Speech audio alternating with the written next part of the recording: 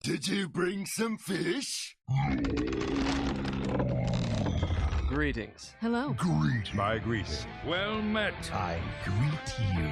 Greetings, traveler. Greetings, friend. The pleasure is mine.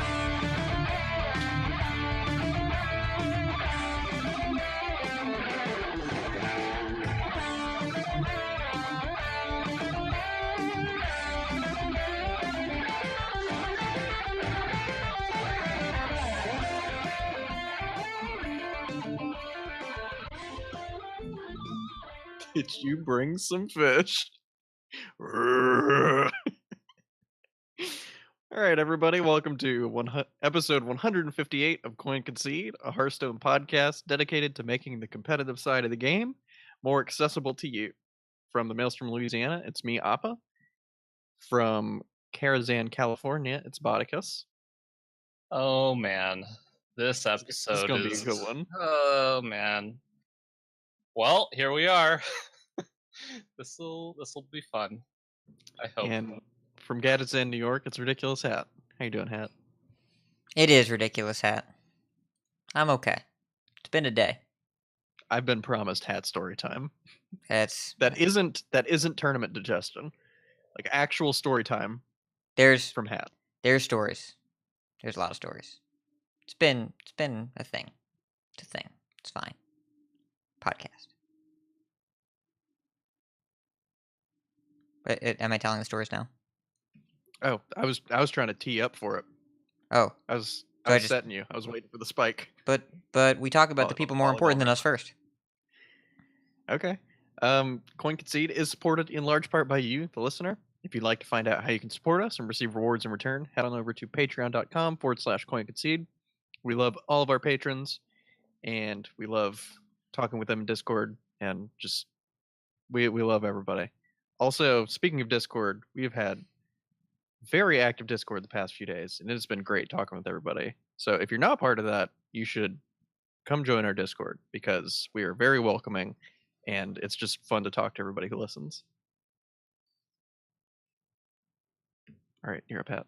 You said I was going to go last because I had the story time. Oh, that's right. It's Botticus story time first, because Bot had a story, and then he didn't want to follow Hat because Hat sounds like a meme of a week.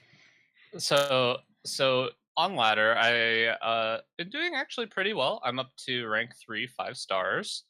Played a bit of priest, the Zalay priest, and a little bit of the other the Asmodai priest, as well as a little bit of even shaman, and have been slowly climbing. But I did most of my work with Odd Warrior, and I was getting my tire fixed today, so I was sitting there waiting for them to fix my tire, and I queued up into another Odd Warrior, and I was like, crap. Well, I'm already going to be here for a long time, so we'll play this out. It's going to suck because I hate this mirror match, but I feel like I know how to play the Warrior mirror match. And so we start to play, and obviously it's very slow, and I pretty much figured you have to silence their 3/6s that make a 6/9 that goes into their deck, because you want them to have less cards than you. And they played Dr. Boom on turn 9. Guess which card Dr. Boom was in my deck? It was number 28. 3-0? Oh, no. It was Not that bad. 20. It was 28. But I mean, turn 9 till turn 28, especially when the worst card in your deck is Shield Block because it draws you a card. By the way, he accidentally maxed out his hand size at one point in the game. Guess which card he burned? Oh yeah, Shield Block. Great. Just perfect. And then I also figured what you got to do, since my deck has Elise and Zola. I saved, I waited. I had Elise for a long time. I waited till I had the Elise, and then I Zola'd the Elise. But then they Azaleena'd me, so they got an Elise too. And so they've been 1.5 cards ahead of me because they went second all game. And I got pretty lucky off my first pack. I got a Shadow Vision, so I Shadow Visions for a second pack, feeling really good.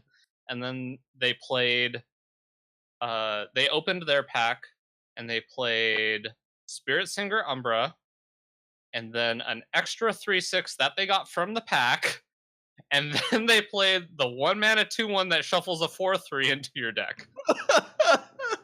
So they got 4 extra cards into their deck. Outskilled and outplayed. Randomly. Okay, wait, but it's not over. Not only that, so not only did they have Dr. Boom on turn 9 and was getting value from it the entire game, and the card they burned was the worst card in their deck, and they get this insane value. I don't know why, but I had a somewhat small board. It wasn't super threatening, but I had minions that I guess they felt like they couldn't clear, and they decided to Reckless Flurry with 43 armor. So that was a 43 damage Reckless Flurry, and 2 turns later they conceded. I don't know why, but Wait, what were you telling the ending of a different story? Like the entire game, and then the last 2 sentences were just like, is that the same game? Yeah, it's the same. I don't understand. I mean, they So clearly played it poorly most of the game, and then got rewarded very heavily with very good RNG.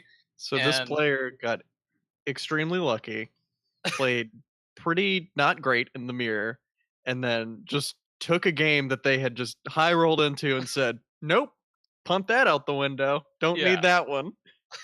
And it didn't even make any sense because even with the 43 damage Reckless Flurry to themselves,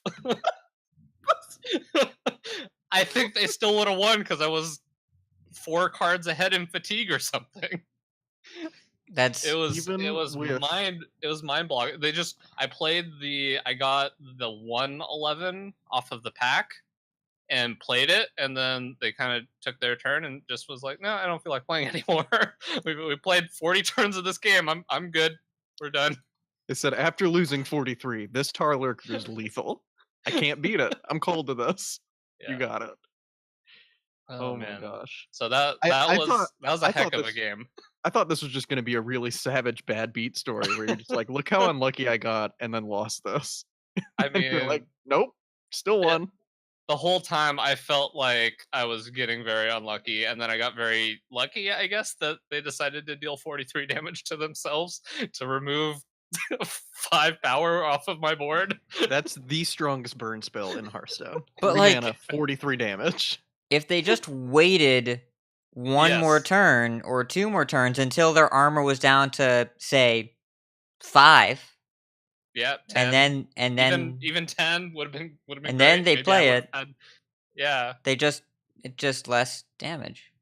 Just not. Although I did, so they added all those cards to their deck. I did get a King's Bane from a Molten Blade that I got off the pack. So Okay. Hold on. eventually I would have been able to, recoup some of those, but I'm still taking 2 turns worth of fatigue, and I'm already 4 turns ahead. So You didn't think to mention the Kingsbane in the fatigue matchup? Yeah, but they still had giant taunt minions in play. Okay, so you couldn't attack with it. I mean, I was attacking with it because I had 60 armor because I didn't have freaking Dr. Boom all game, so I was just armoring up for 4 every single turn. Odd Warrior mirrors are nonsense. Yeah, it was anyway. That was the long game, and I just thought a 43 damage Reckless Flurry to yourself is pretty quality. And it enabled your Kingsbane, because you know that deals it to all creatures. It's everything. So you could attack the face. What? You could attack the face for 1, right? You said there were taunts in the way. Not anymore. Those taunts no, took 43. they remember they added 2 6/9s to their deck. Oh. You remember that? That was after the Reckless Flurry happened, and then they started playing 6/9s. Oh. Wow. But my 1/11 was holding off the 6/9, I guess. That's okay. I'm gonna stop thinking about this game. That sounds fun. Yeah, it was. Anyway, 43 damage Reckless Flurry. That was the highlight of that game. Moral of that story. It's, Don't 43 yourself for no reason. I think that game had a lot of highlights. If we're talking in the abstract here. Yeah, that's fair. Anyway, so that's been my week. That was a heck of a game. Appa, how's your week been? My week's been pretty good. I've been playing a lot of Hearthstone. I think I've maxed out on one or both servers 3 days in a row for gold, meaning I got 31, so maxed out at 100 gold. And I hit legend on the Americas server with even Shaman. I crafted Golden Hagatha last month, so I gotta play with her. She's so much fun. Hagatha's so good. I did not respect her enough whenever she got spoiled, because about half the time Shaman spells suck. But I mean, if the other half are good, you just get rewarded for playing minions. She's awesome. So I'm just gonna play a bunch of Shaman decks. I enjoy where Shaman's at right now. And then, excuse me, okay, so a little bit of small story time. So I don't have a big collection on EU. So I was going through my collection and just dusting all the random nonsense cards that I'll never play. And I ended up with 3,200 dust. And I had most of the other cards for Aggro Mage. So I crafted Alaneth and Stargazer Luna. And I wake up the next day and Hearthstone's like, hey, we're nuking Mage from orbit. So rip that class. So yeah, I just I just straight burned 3,200 dust. But I've been getting in my games with it. And I've gone from rank 5 to rank 1 on EU with Aggro Mage. So I'm getting my mileage out of this 3,200 dust while I can. Don't worry, At Appa. least- You'll get a full refund on those mana worms. I'll get a full 80 dust back. It's just sub them out for dire moles. It's fine.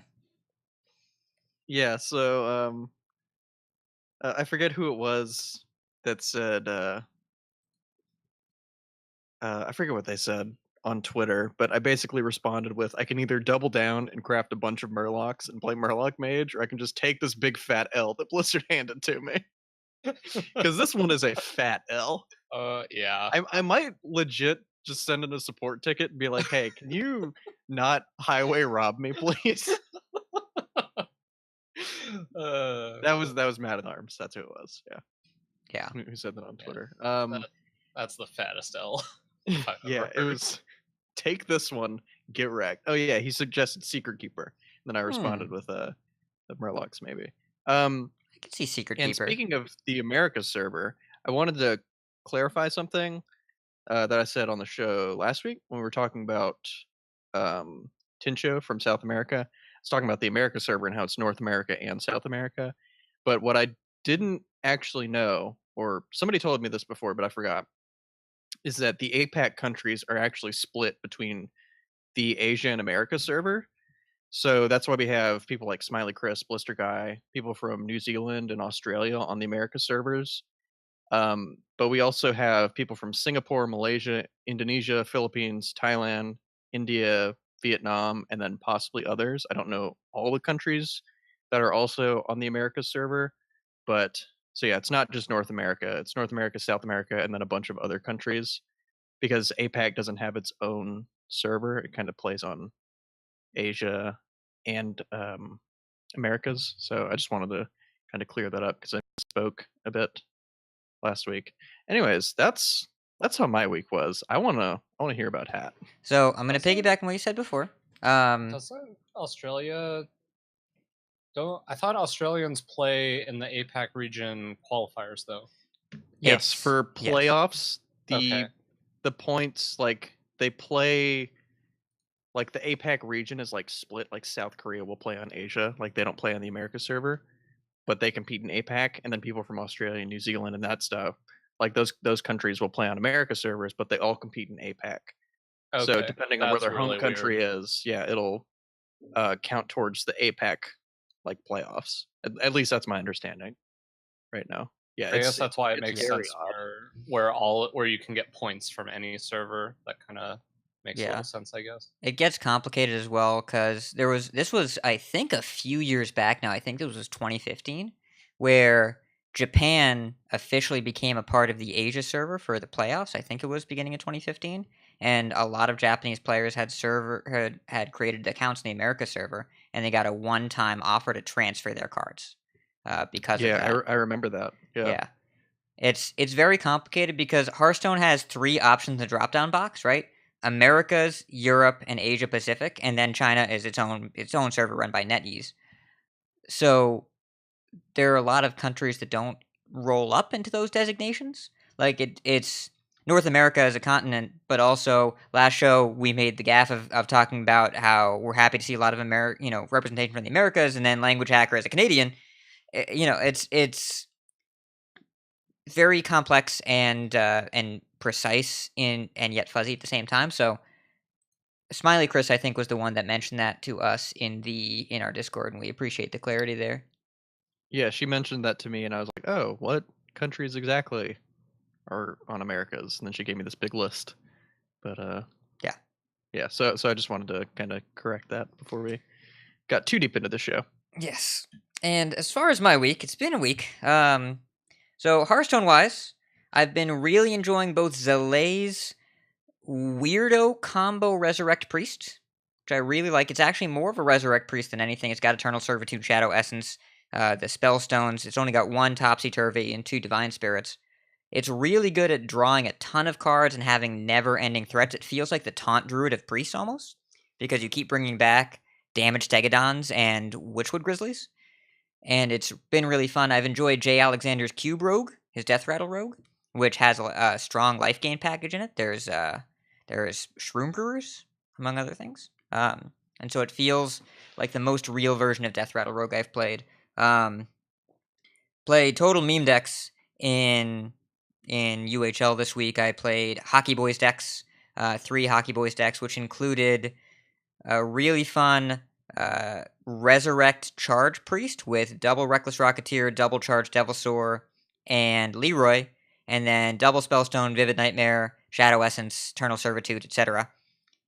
And there was Mechathune Quest Rogue, where it took out the Chargers and included Eviscerates and Mechathune and Voodoo Doctors, so that at the end of the game, you make Mechathune a 4/4, and then you evis it after playing 2 Galvanizers. And then there was Whirlwind Warrior, where you just take every card in Standard that says Whirlwind on it, or it takes 1 damage, and put them all in the deck, and then there was a Sudden Genesis in there as well. So, fun decks. Robobson 3-0'd me. It was fine. No big deal. But it was very enjoyable, and I almost got the Mechathune. Well, because also in the Mechathune Quest Rogue, you play Myra's Unstable Element to finish it, to draw your deck. Okay. we are deep. I said Hockey Boys. Scuba diving right I said now. Hockey Boys, get in there, do what you want to do. And he's like, how much do you want to win? It's like, you can do what you want. And so it was still a Quest Rogue deck, but he did take out all the charge minions to fit in the Mechathune package. And those are actually good in Quest Rogue over the Voodoo Doctors and Galvanizers. Hold on, guys. We gotta take out the charge package for this Mechathune package for Quest. Because the Rogue. quest, I the love best part these about the words. quest is making Mechathune smaller so you can eviscerate it. So anyways, so that was enjoyable. THL was super fun, played against Edelweiss.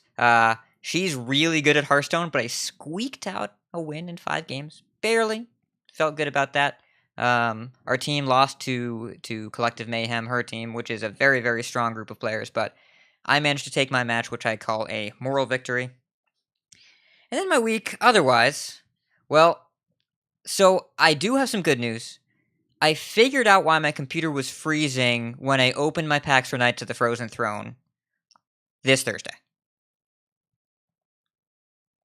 And I know that Knights of the Frozen Throne came out in 2017, and you'd be right.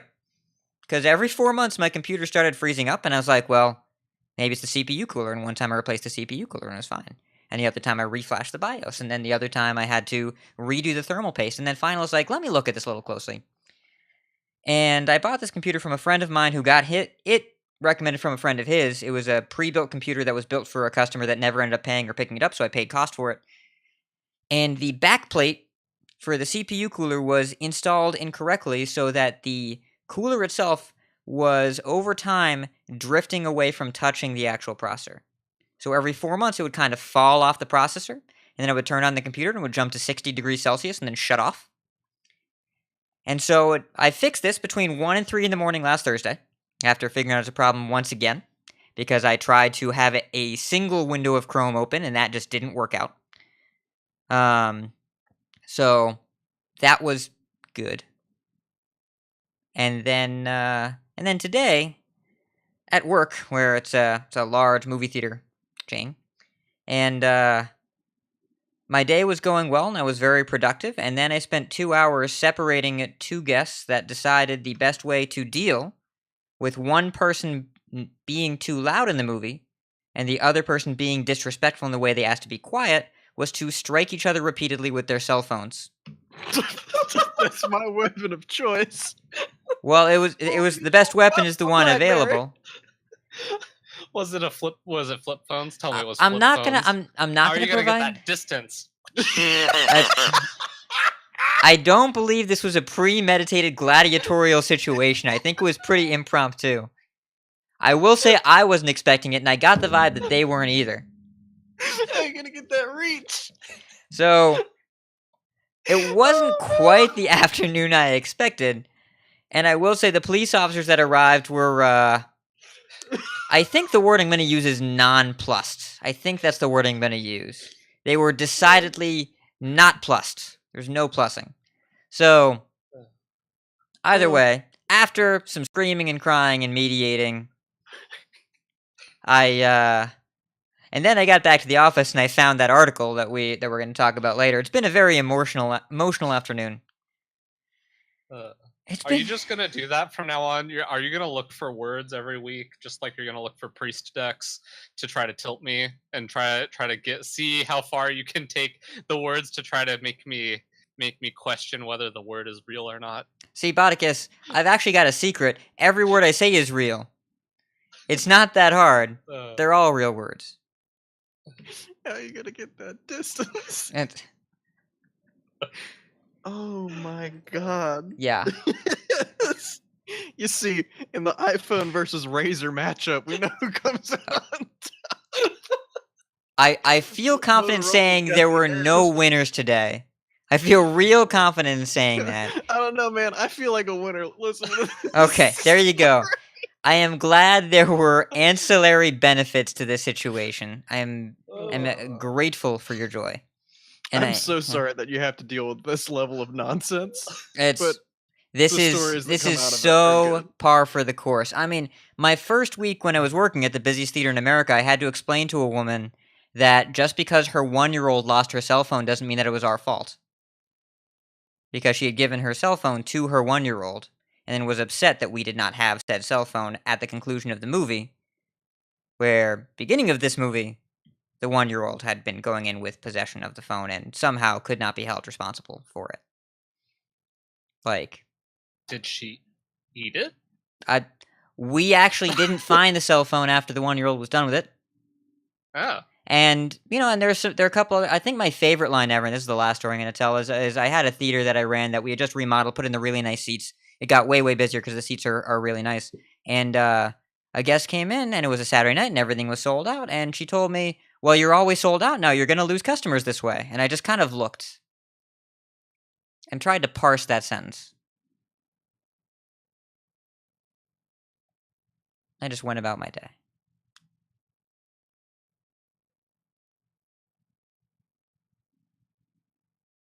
No, I don't have anything more to say about that sentence either. I'm still thinking about how you're gonna get that reach. Appa's gonna make a new YouTube series of people just like testing out which cell phone is the best to improvise in a fight. So I hope that audio came out well on my microphone, because it is very rare that I laugh so hard that my voice just straight cuts out and I sound like a demon. See, you But, say very rare, Appa. I don't know if that's true. I don't know if it is that rare.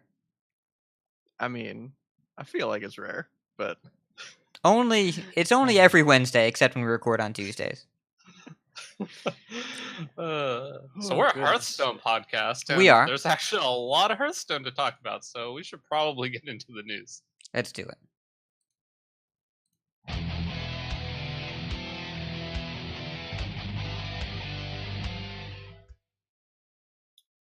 So the nerfs, well, actually, we didn't even get to talk about this last week since we recorded on Tuesday, but on Wednesday, there was a post that came out on Twitter saying that they had some plans to nerf some cards, and they were going to wait until after the championships to announce what those nerfs would be. And as of yesterday, we know what the cards that will be nerfed are. So these are going live on October 18th.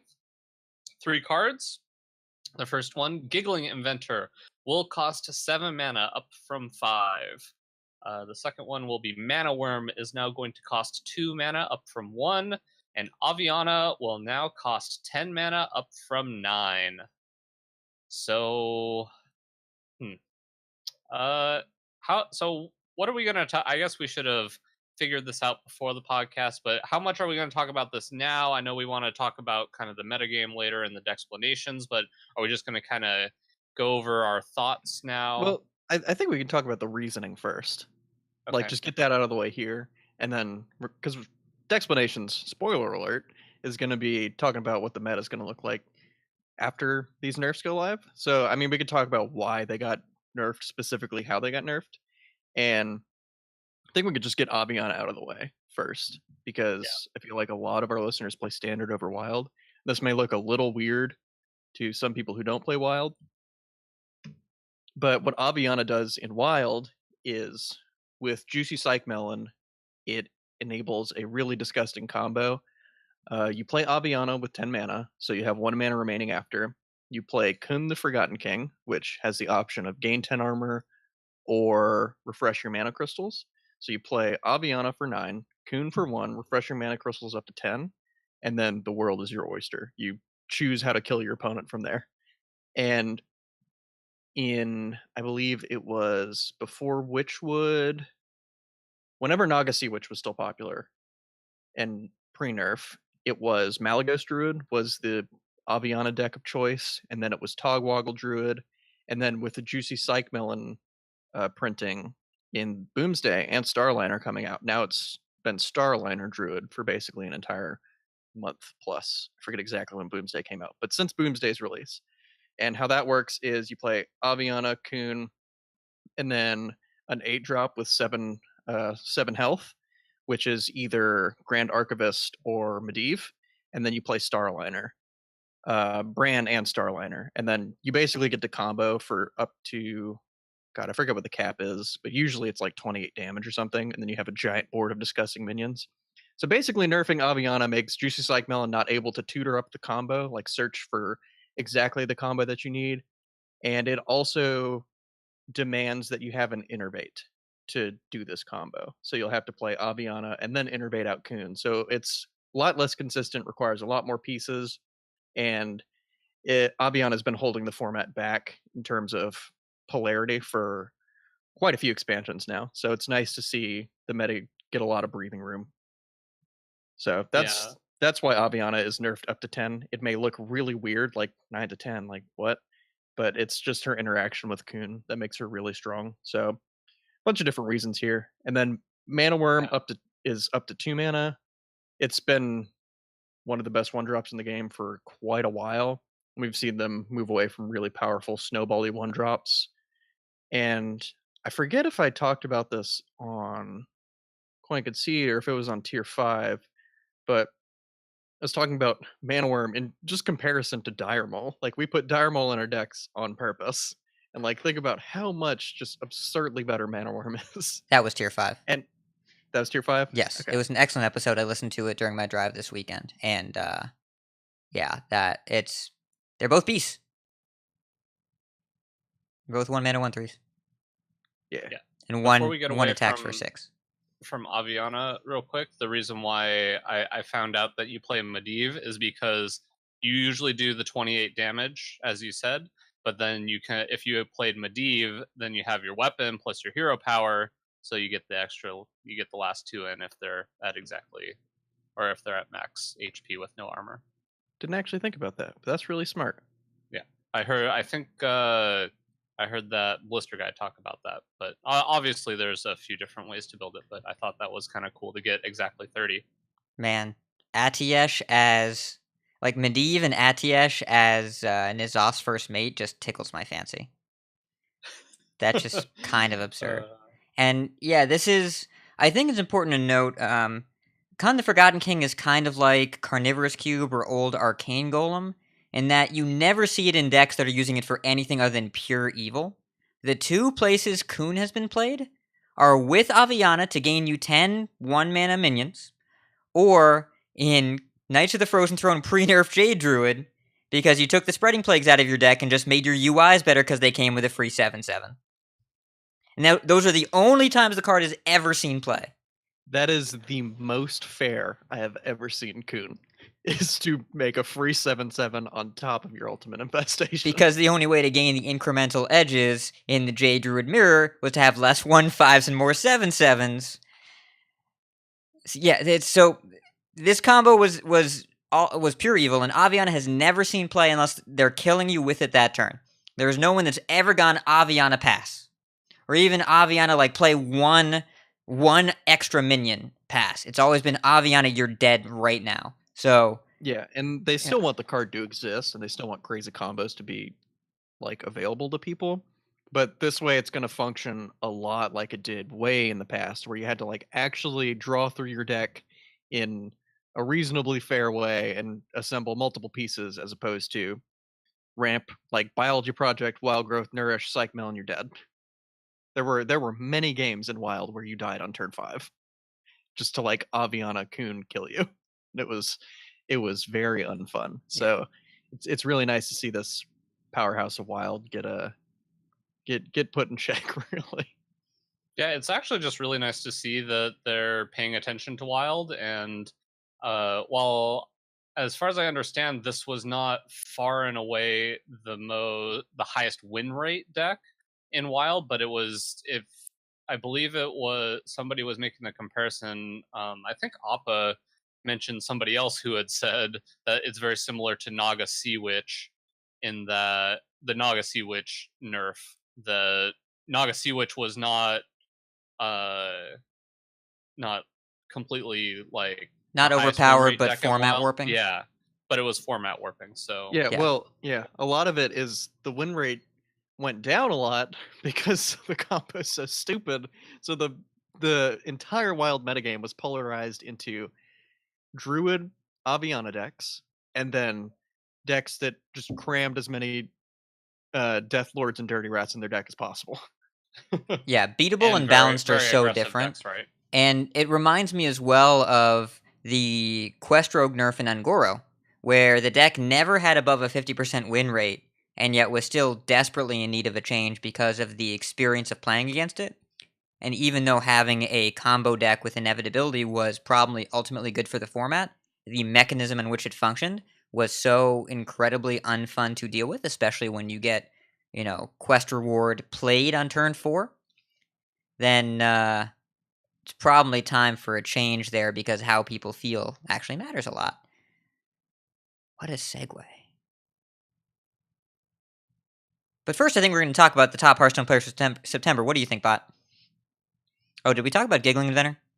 Did we talk about that We card? did not. No. But We should. I kind of wanted to go into that one a little more in the Decksplanations, because I think that's really interesting that they chose 7 instead of 6, and I think they did a good job doing this. But it's going to take up a bunch of time for me to talk about that. But basically, Giggling Inventor is 7 now and not 5. And then let's table that one for Decksplanations, because I have a bit to talk about there. Okay, or even the feeling section. Okay, so we're gonna have a feeling section where I will talk about Mana Worm. Top Hearthstone players for September. We had a few standouts. Friends of the show, Seohoon, finished at rank 12. Papa Jason finished at rank 76 in Standard, and then in Wild we had Woodford coming in at rank 9, and Taylor Eve finishing at rank 165. I believe that was with was it? Let me get the title right. It is. Yeah. She won her last game to secure top 200 with, prepare yourself, Reno Casino, Luna's Pocket Galaxy, all legendary mage. Almost all legendary. It had an ice block. But so extremely impressive from Taylor, and then Cream Puff coming in at rank 181 there in Wild. So congrats to all the players. Very great showings. Always And good if we missed anybody, also, I'm sorry. I just kind of skimmed through the list pretty quickly while I was doing the show notes earlier. So if I missed you, I'm very sorry. Let us know, and we'll get you your shout out. That definitely. deck list sounds like a rhyme you'd say in a playground, like Reno Casino, me, my, momino, fee, fi, fo, fino, Reno. Okay. All right, so the players that qualified for Worlds, we had JustSaiyan, LanguageHacker, BloodyFace, and BloodTrail from this weekend. I'm sure that Hat will recap that a bit in the tournament section, but congrats to those players. We'll see them in a few months. I mean, we still have to wait for winter, right? Winter playoffs, but Yeah, congrats we to all still those got players. winter to go through, and then I think, is it just the top point earners at the end of the season for each region are going? Like, there's no last call tournament anymore. It's just the number 1 point earners. I think they changed it. I'll verify that while we talk about this next. You're talking about last call? News item. Yes. It's 4 from winter, 4 from spring, 4 from fall, and 1 top point earner from each region, right? Okay. Because there's 4 regions, Gotcha. and there's the aforementioned Americas, but not really region. There's EU, there's APAC, kinda, and there's China. That's what they had last year, right? Yes. Because that's when it was. I remember the race between Muzzy and Zalay, and then Muzzy kind of just got enough of a lead that Zalay stopped. Anyway, so the last news item we had in here is a interview with creative director Ben Thompson about in-game tournament mode hiatus. So kind of just some quick notes here that it's going to be on the shelf for now, but it's not gone for good. Thompson says there was a big gulf between what they were making and what the community wanted.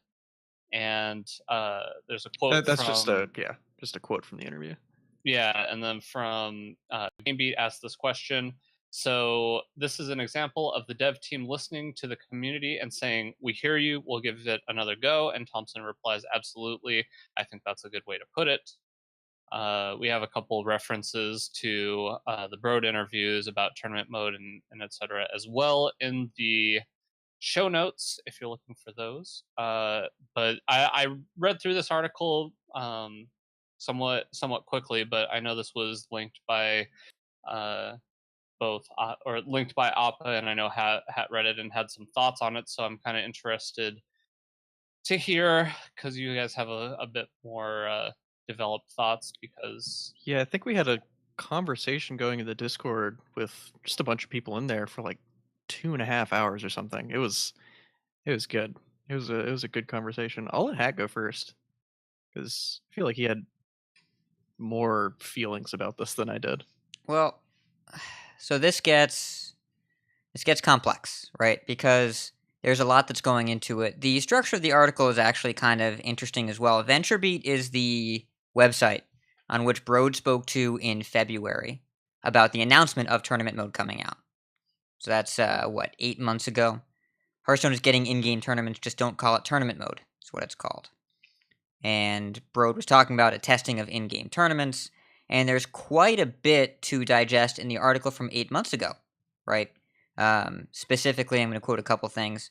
"We're being careful not to call it tournament mode because this is a specific implementation of tournaments. I don't think it'll be the last implementation of a competitive format inside the game client. They're calling it in-game tournaments. Broad said it'll go into beta testing in the summer, and people would join through invites.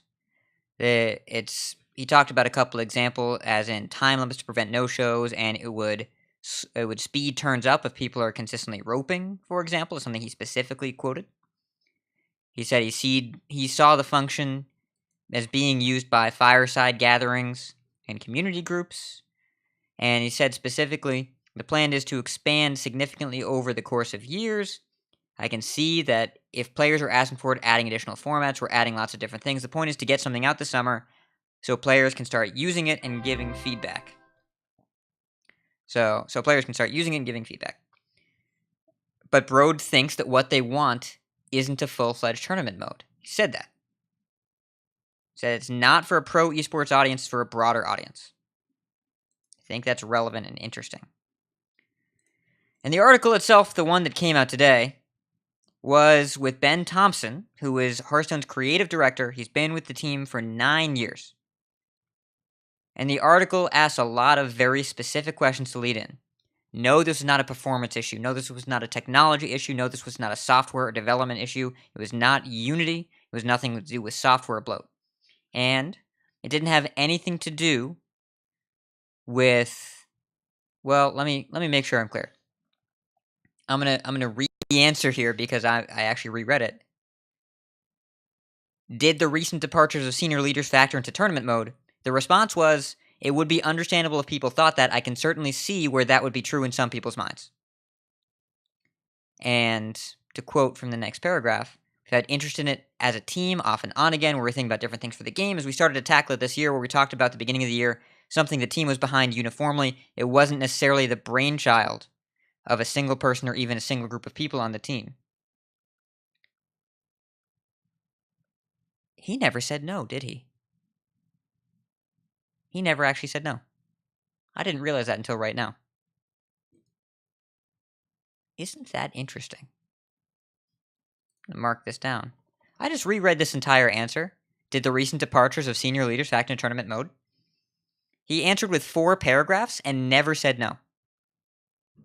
Yeah, that is a very political way of dancing around a question. That's kind of fascinating. Okay, we're gonna come back to that. We're gonna keep processing that live. That's a live processing. He never said no. That's so weird. Okay, so either way, the second half of the article is where the real meat is, right? And this is I think the most important paragraph. I'll be honest with you. When we looked at something like tournament mode, we did something with tournament mode for the very first time that we'd never done before in Hearthstone's history. Was to announce a new mode to the game so early that it started to take on a life of its own. As we continue to work and produce aspects what we hoped would ultimately become tournament mode, the lead time of the announcement allowed a simultaneous discussion to be taking place within the community. The more time that happened, what we did in that case was allow for 2 paths of thought to be created. You had the devs working on what they believed tournament mode should be comprised of, and the community building it up in their own heads what they hoped and thought it would be. Ultimately, as we approached the end of the year, the delta between those two was so great that we didn't ultimately believe the resulting tournament mode we had been working on would meet the hopes and expectations of a player base that we only ever want to do right by. As we started to hear the feedback and thoughts from the community as to what they were thinking it would be and where we thought it could be, we thought the best case scenario for this was to take a long, hard look at where we're at and to reassess and revisit it at a time when we'd be able to create something much more close to the hopes and expectations of not just our players, but ourselves as well. And they said specifically, we don't think this is right, we're giving it another go. And there are more questions. They're talking about the biggest gulf between expectations, what you were working on. The answer was, I wish it was just one thing. Nothing specific was said. Very clear that esports was not involved in this discussion. And when they're asked about the difficulty between catering to casual versus hardcore competitive players, if it comes down to the tournament needs of the hardcore audience being different than the tournament needs of the casual audience, would you entertain making 2 modes? The answer is, I wish we had a clearer answer for that. That's an example of a question we're going to have to ask ourselves in the months, days, and years to come. All the time we're spending to determine what's right for this feature. I can't honestly say what the right answer to that is. We'll take that in kind with all the other questions we will ask ourselves going forward. The entire interview is kind of unsettling, because all of this is, it's a lot of words to not give answers, right? It's a lot of words to give actually no new information other than we didn't stop it for any reason other than we wanted to. And when we go back and look at the nerfs at the same time, right? Mana Worm has been extremely powerful since the day it was printed. One of the most highly variant 1-drops in the game. The classic set has noted balance issues by design. Mage historically has always had a quote-unquote tempo mage archetype. It's been varying degrees of success, usually not unless it comes with Flame Waker or Primordial Glyph is printed. But even then, there's a lot of different ways to build it. Mana Worm it's a great highly variant early game card. But there's only one good mage deck right now. And it's only particularly good because it was targeting Quest Rogue, which was a 90% win rate matchup. Literally 90%. Kind of insane. And otherwise, Tempo Mage was not really a super high win rate deck. Players like APX Void can hit rank 1 Legend with it, but APX Void has been playing Tempo Mage, I think, since Mana Wyrm's been printed. So, I look at the nerfs. We look at the nerfs, and this is kind of a feeling. What it all comes down to is that the feeling I have that I can't shake is that in the absence of Broad and Wu, is that there was increased external influence on the game on a corporate level. And the feeling is that there was a mindset of discussion about how can we calibrate this game to line up with our business. If you look at Hearthstone through the perspective of this is a mobile game designed for casual, addictive gameplay, every decision they make makes sense. Every single one. New player ladder makes a ton of sense. The removal of tournament mode makes a ton of sense. Refreshing the welcome bundle. Asking people about Wild, making a change to make sure people still are willing to queue up with it, makes sense. Changing as few cards as possible in Standard, so that people spend money and don't lose anything because of it, because they don't understand why their cards are getting changed, reducing exit points, makes a ton of sense. Printing new Classic cards that are as simple as possible. It all aligns. And this entire article talks about catering to multiple parties. But in reality, the decision to remove something that the other part of the player base may not have even used doesn't cater to both parties. And I'm not saying that the direction of Hearthstone as a casually focused game that happens to have deep, compelling gameplay and a penchant for microtransactions is not the right decision for their business, for Blizzard to make. I don't think that is an incorrect decision. It is a decision that prioritizes new player engagement over veteran player retention.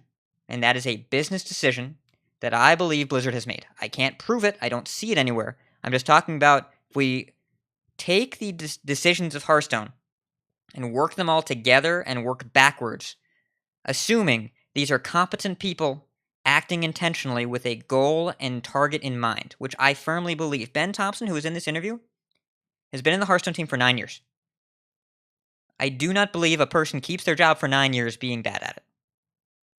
I do not believe that Team 5 as it stands, even with the departure of multiple senior developers, has lost its ability to do what they want to do and to make Hearthstone the best game that they want it to be.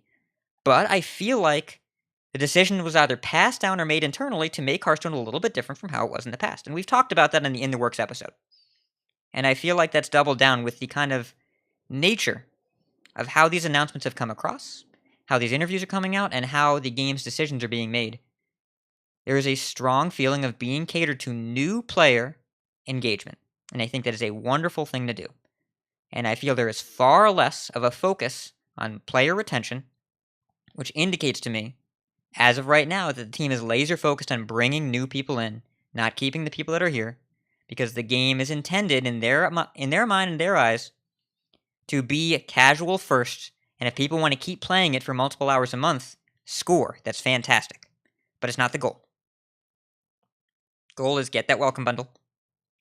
Play it every so often when you want to. Log in enough to do your quests. Play our Tavern Brawl. Buy Sir Anoyatron. Play a new player ladder. We'll give you some stuff. It's very stuff driven. I feel like that is a major, active, philosophical shift in how the game is being made these days.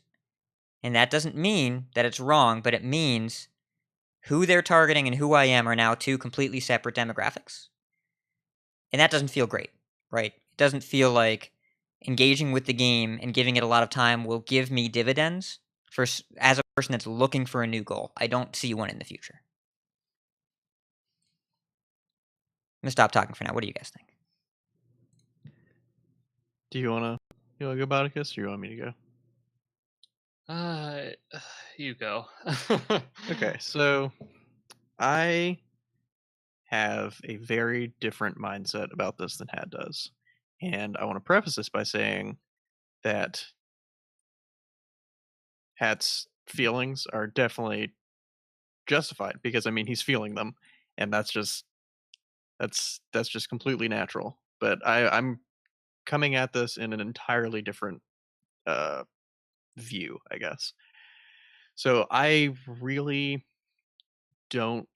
I do think they are trying to capture newer players and a casual audience, but I do not think that's what they're targeting uh, for the most part in the grand scope of everything.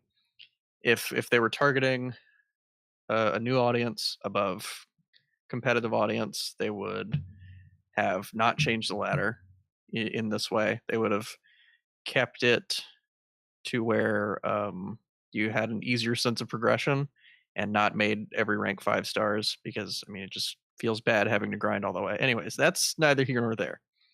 But let's get into what the article says and why Thompson responded in the way that he did. So this goes back to Broad's interviews that he did with multiple websites about tournament mode when it was kind of being talked about a lot 8 months ago, when Broad was still on the team. And in these interviews that he does, he is very careful about what he says. Broad was very good at talking as a head of Hearthstone. So what he says is that there are no in-game prizes at all. I believe he says they will be decided by tournament organizers and whoever is running that. He also says this is not intended for the pro esports audience. It's for a broader audience, which in PR terms means this is for casual players. This is not for hardcore players. There's a quote in here that says, there's things people like about tournaments. Specifically, there's a story behind them. You play ladder over and over again, it's kind of a grind, but if you say, I won a tournament, that feels better than saying, hey, I won a 10-game win streak on ladder. There's like no competitive player that I know that'll be like, hey, I won a 10-game win streak on ladder. But like for a casual player, that's insane. That's awesome. And like winning a small tournament, like at a fireside or something, is something that somebody who is newer to the game or more casual can be really, really proud of. He also goes on to say, let's see, there's no bans, there's no sandbox mode. He also says that if a player takes longer turns, there will be a Nozdormu-like effect. If they're dragging out play, it'll like quicken the turns, which is not conducive to competitive play at all. Everything that he says in here leads me to the conclusion that this was not meant to be competitive. And the screenshot itself that basically they shared, which is like our only information of what it would actually look like, is that this would be a fireside gathering only mode. And that is not what the community wanted at all. We already have that. It's called showing up in person and challenging people and just making your own conquest or last year standing. This would just be a very, very minute quality of life change. And that is really not what the community wanted at all. And it sounds like they were developing this, and the closer they got into getting into beta testing, or however far along they were, is Broad left, Yongwu left, they brought in Shockey, Rage joined as an intern, they brought in a bunch of they brought in ex-pro players. There was a big change in the employment of who was on the design team. And I firmly believe that the ex-pro players went in there and they said, what is this? What are you doing? This is not what we wanted at all. That, coupled with the fact that it was very clear what the community wanted, was an online tournament system that you can go to in client and play against other people for in-game rewards and a sense of like progression, like win packs, win gold, whatever. And what Broad outlined here is absolutely none of those things. So if this was what they were working on for 8 months, and this is what they got to, it reached a head. If this is what they've been working on, then it had to have reached this head in terms of like behind the scenes in talks with the developers among each other. It's either we push out this thing that we've been working on for 8 months that we've been telling people to wait for, and we push this out and we have everyone incredibly upset because this is not even close to what they wanted at all. This is like so far off base from what community expected. Or we just take this L right now. We say, look, we screwed up. This isn't what we wanted. Or this, we know this isn't what you wanted. We messed up. We're going back and we're gonna fix this, which is, I mean, what he says in this, what Thompson says in this interview. Games beat ass. So this is an example of a dev team listening to the community and saying, we hear you, we'll give it another go. And Thompson says, absolutely. I think that's a good way to put it.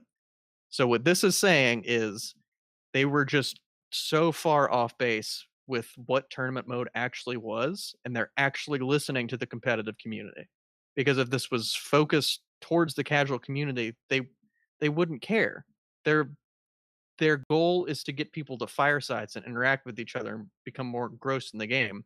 And it would be so much easier for them to just push out a fireside little tournament structure with no bans where people could bring their like really dirtily janky like basic mage hunter druid decks and just play against each other for fun, as opposed to actually admitting that they made a mistake and they were not working on what the community expected. So that's kind of the lens I'm viewing this through. And I know Wicked Good kind of had a similar perspective on this, and I would suggest go listen to Off Curve because I'm sure he's going to talk about this. But I think what this means, from my perspective, is that this is a very good sign that it sucks right now. I am the first one to admit no tournament mode right now sucks because we were all waiting for it. I would absolutely love a tournament mode, but if they're just gonna basically own up to the fact that they were just not even close to what we wanted and go back and then deliver us something that we do want, then I'm fine with that. It sucks right now, but I think it'll be better down the road. That's how I see it. I kind of agree with that, but at the same time, when that response, I think absolutely, I think that's a good way to put it. When they're talking about listen, like we hear you, we'll give it another go. The give it another go doesn't sound like we're working on it, or we're it's still in our minds. It seems like, I mean, they said days, months, and years. Yeah, well, what he says in the article, he's very clear about the fact that it's not scrapped for good, but it's something they're not actively working on right now. That they're focusing on some other things, but it's something that they will very, very likely be going back to. But which is why I use the term in the show notes, like hiatus, as opposed to like scrapped completely. Because I'm sure it's going to take a lot of like manpower and effort. And like Hat was saying, there is a drive to get more casual players into the game right now. But so I'm sure that's going to take some manpower. But I think I mean, I hope and I have faith that they'll go back to it, because I mean, it's what a lot of people want. And I mean, we see games like Eternal, like MTG Arena, like even Fortnite just announced its own tournament mode. It's like Blizzard had this massive screw up that they're owning up to, which is fantastic. And all the other games, like competitive esports, are like, let's do not what they did. It's like they just taught a class on what not to do in game design, and all the other games are kind of picking up on that. So I think I don't know. I think they will very likely be going back to it with how well received these other tournament modes and other games are. But like, well, why are couldn't they well received? Like, that's the ahead. thing, right? Is we'll have to see how their tournament modes do, I guess. Because I haven't played. I haven't heard anybody really talk about other games tournament modes other than just hearing that they have them. It'll be interesting to see how well they get fleshed out. Yeah, well, perform, right?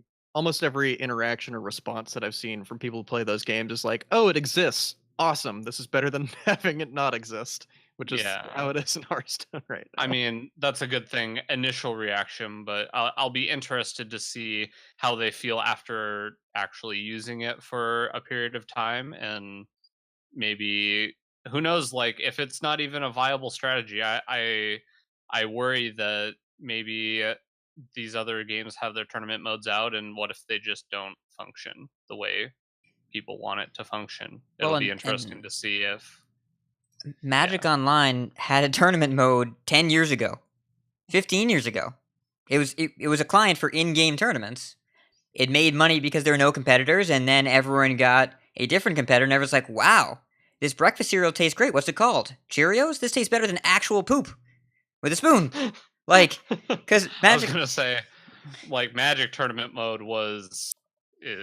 I mean, I played a lot of it because up it was there. Recently, yeah, it's there, but it's barely functional. But like, I mean, up until when I stopped playing, it was still it was just crashing all the time. Like tournaments crashing in the top 8 of is just well, so Magic it's a Online was the nightmare. game where there's a card called Ether Vial, and Ether Vial, it's a 1-mana artifact, and it was very, very powerful. And Ether, it's the AE character, right? The character that's both. And Magic Online, the ban list that they used in the client was only alphanumeric, so it couldn't use the AE character, so they couldn't ban the card. That's Magic Online, where they were unable to ban a card because of its name. That's not the tournament mode I want. That's not the mode. And if you think about, I think it's also important to look back. There have been hundreds of card games, physical, digital, collectible, trading, living, unified, whatever description you want to use. They've all failed, except for Magic, Hearthstone, and now a bunch of competitors. Remember how Gwent was going to ruin Hearthstone because it was tournament focused? Me neither. And now Eternal. Now there's... Rip. Yep, now there's Eternal. Now there's, Shadowverse was around and then wasn't? I don't even know. Yu-Gi-Oh! Duel Links. There's a ton of options out there. Hearthstone's the one you can play on your phone. It's really, really good on your phone. Really, really good. And, if this was a fireside mode that they had developed and realized, oh, we messed up. But don't we all want a vibrant, casual tournament, like fireside mode? Don't we want the Hearthstone equivalent of Friday Night Magic, where it's super casual and you go down to the store? It can be in a weekday or a weekend or a holiday or whatever, and you go and you play. And rename the mode, say, tournament mode as we designed, it didn't work, but we're adding a new feature, Fireside Fiestas. Rename it, throw it in the game, and then add more firesides. Fantastic. Yeah, I would definitely like to see them do that if but it is the case of like how I'm looking at it. So, but yeah. But if they have so little faith in the player base's reaction to what they'd been working on for 8 months that they would rather throw it in the trash than rename it and give it to us, something's not right. Either they don't trust us or they were told not to do it. Those are the two options. I don't believe that Hearthstone does not trust its own player base, especially not when they're on Reddit talking about good versions of articles. If they didn't trust us, they just wouldn't engage, right? If they didn't trust us, they just wouldn't talk. Ixar, for the first round of recruit nerfs, right? Remember in Witchwood, listed 15 different cards they were looking at, including the Baku Paladin Hero Power. Do you remember that tweet? Or the post, he talked about like 10 to 15 different cards they were looking at. That's the sign of a man that trusts us. You remember his response from the discussion they had last week on Twitter about the Metapolarity article. Extensive, thorough, well-researched. That's not a man that doesn't trust us. It's not a team that doesn't trust talking to us. So to reconcile that behavior of the competent, intelligent, passionate, engaged employees with a clear plan, with, well, this thing, we don't know what it's supposed to be, so we're just not going to give it to you because we don't know how you're going to act. I don't buy that. I don't buy that they don't trust us enough to give us something that we might not like, even though we already have nothing. Well, I don't think it's that they wouldn't have trusted us. I think it's far more likely that development for it got real screwed up when Brode and a ton of other people left. But he I'm didn't sure say they that. were left- He was asked that and What? didn't say that. He was asked that and specifically didn't say that. See, that's the Yeah. thing. If he had said Yeah, no so- or so- yes, I get it. So I'm gonna connect these two. So it's very likely that development for that got screwed up because like what appears to be the lead visionary for that left, took a bunch of senior designers with them. So I'm sure they were left with this vision, a bunch of code, and like basically left to figure out how to salvage that. And then I'm sure they were working on salvaging it and just didn't get far enough into development to have announced closed beta within like specific members of the community or an open beta or whatever. I'm sure that set production back a ton, and so I'm sure that messes up the timeline. And then by the time new developers come in and we get to where we are now, I'm sure like it wasn't even close to being able to be pushed to a client. I'm sure it wasn't even alpha ready. Right, but if the vision for the mode was already established, the only way this makes sense is for them to completely stop working on it as if there's a new vision, right? Because if they'd been working on it Well- for 8 months, I don't believe they have nothing. It clearly there was some kind of design spec when they made it, right? It's not like when you write a paper, you have an idea. So it's not like if someone else were to take your paper and they were to ask, what were you writing about? You'd be like, I have no idea, bye. You'd know what you were writing about. Yeah, so I'm sure they had a direction where they were going, and they had a vision, and then a bunch of the senior devs left, and I'm sure other people stepped up and were like, people have differing ideas, even if they're reporting to somebody else. Like, say, a subordinate of Broad and Youngwoo and all that stuff, like, maybe got into a new position and was like, okay, I think it should go this way, and then other people were like, I think it should go that way. It's very likely that sort of thing happened, and it got muddied up, and it's just there is a lot of room for not confusion's not the word. I do this every week. I just brick on words. Botticus, help me, you English expert. Oh, thanks. Wow. that, Okay. What a dagger. That was low key savage. But here's the thing. Low key, I think that was pretty. That was about as Pretty high key right as Yeah. I can get. right on key to me. But That so was a the close point 10. is, Appa, you've reached the conclusion that I've reached that there's a different vision. I agree 100%. There's a different vision they have now than I they did don't. before. I don't think there's a top-down design shift in terms of like corporate powers that be. I think it's just internal within Team 5 itself was just trying to go in a different direction than what Broad thought initially. Or I say Broad, but I'm using Broad as a grouping of senior devs because he's just the face of that old guard, basically. So I'm thinking when Broad left, then there was a design philosophy shift for the tournament mode within Team 5. I don't think it's like a corporate thing. I think that conclusion makes sense, but I think that it's more likely just a design thing that got just screwed up behind the scenes. I don't know, man. It's just they started talking about it being so aligned, right? The first paragraph here, where he dodges the question that we just realized. It's we've had interest in it as a team, as we were talking about different things for the games. We started to tackle it this year. It's something the team was behind uniformly. It wasn't the brainchild of a single person or even a single group of people, and we were very excited about what that could bring. And then he never talks about that again. So I think that you're right that it was unified and it isn't anymore. But so that leads us to a different direction, right? Because I'm operating under the belief that there is still a unified vision. If there isn't, and if the disconnect of the people working on this at Team 5 was so significant, they just threw it in the trash and started Okay, over.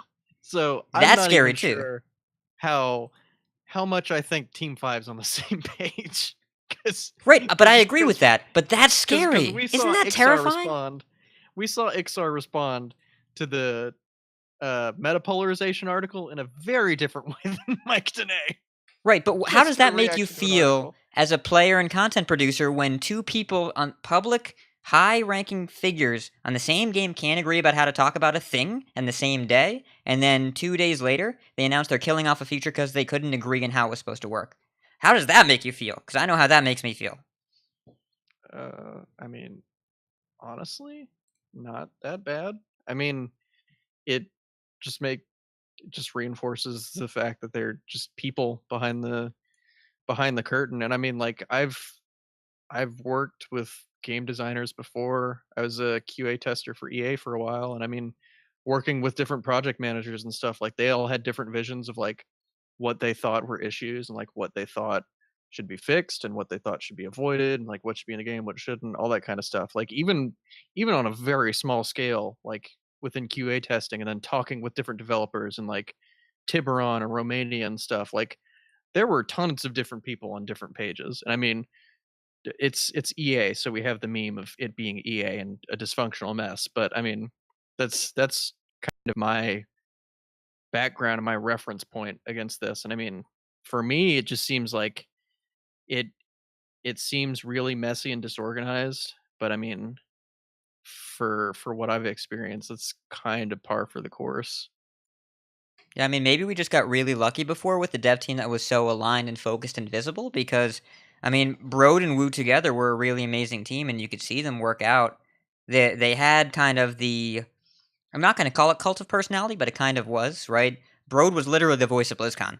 He did the voiceovers and the narrations. He came out and ran the panel and, like, got the entire crowd to beg for certain death, literally, right? You remember that at the Kobolds Yeah, and that was Catacombs where we had to do choose your own path?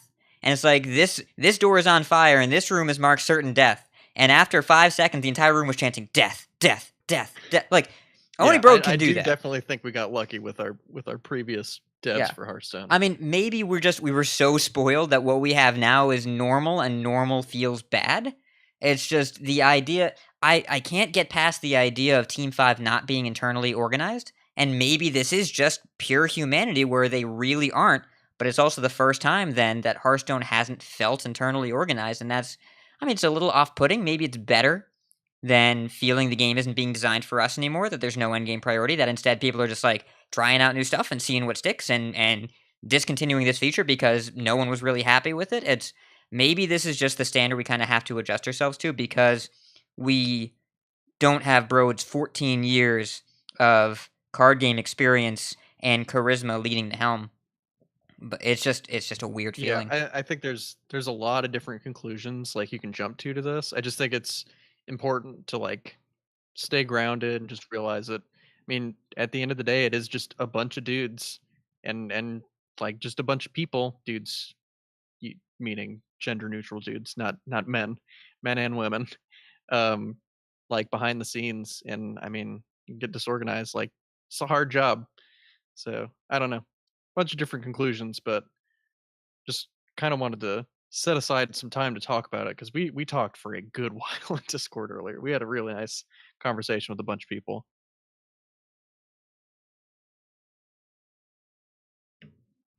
Botticus? I'm looking for a segue. I'm But waiting for Botticus to come. But up with Botticus, something do you have any thoughts, Botticus?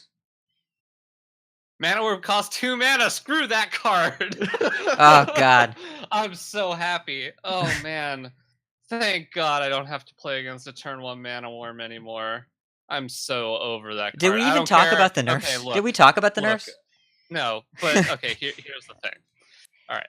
So Mage, it sucks, okay? Like Mage wasn't the target here. Mage didn't have this feels like, honestly, these nerfs feel like, hey, these are the cards that this is how they already should have been for a long time.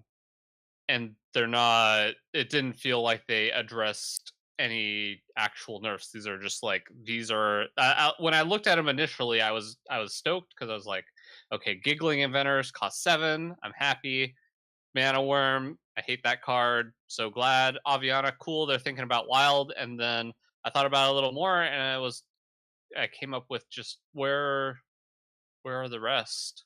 That's I was expecting more, I guess. Whether that's right or wrong, I don't know. But yeah, I have something to add on to that too, because I think a lot of the community had the exact same feeling that you had. Was like, okay, makes sense, okay. And is that it? Like Yeah. scrolling down to the bottom of the page, like, where's the rest of it? Druid's busted. I And what wonder how think many that times people hit signals- page down and just like nothing's happening. Is my browser broken? Should I reload? Yeah. So what I think this signals to me is Druid very clearly does too much. The win rates aren't like super obscene for any of the Druid decks, but they're very aware of the fact that Druid is very, very strong. It has been for a while. And a lot of that is due to the ability of Druid to ramp to really busted late game cards. And that's just an issue that's going to exist as long as really powerful ramp exists for Druid. And I mean, we saw what their idea of fair ramp is now with Biology Project, which is actually much more fair card than we initially gave it credit for. But And Floop Skloop. Super and fair. Floop Skloop, yeah. So what this signals to me is that they don't want to deviate from their God, what's the name of it? Dang it. It's a legal term where something's been done in the past, so now Precedent. that's a thing.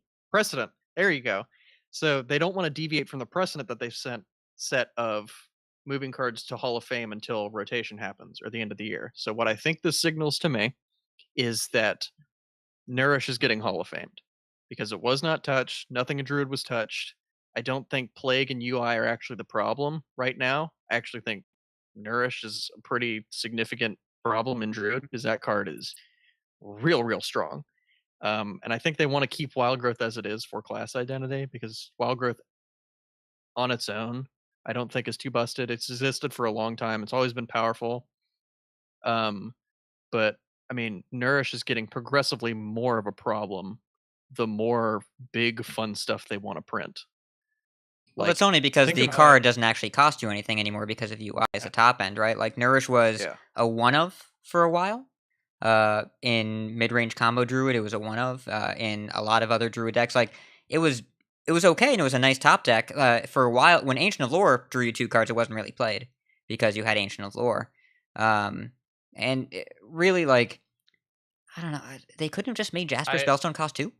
I had something I wanted to bring up on the whole Druid topic, which is I want to list some cards for you.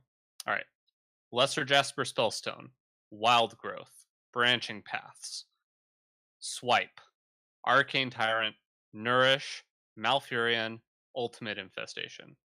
What deck are you playing against? What Druid deck are you playing against? Not Taunt. Maybe. Unless they Probably. actually play Probably Malfurion not anyway, because it's still really Well, good. I mean, they don't play Arcane Tyrant. Right. Most of them do. Got him. Yeah. I mean, you okay, sure showed us.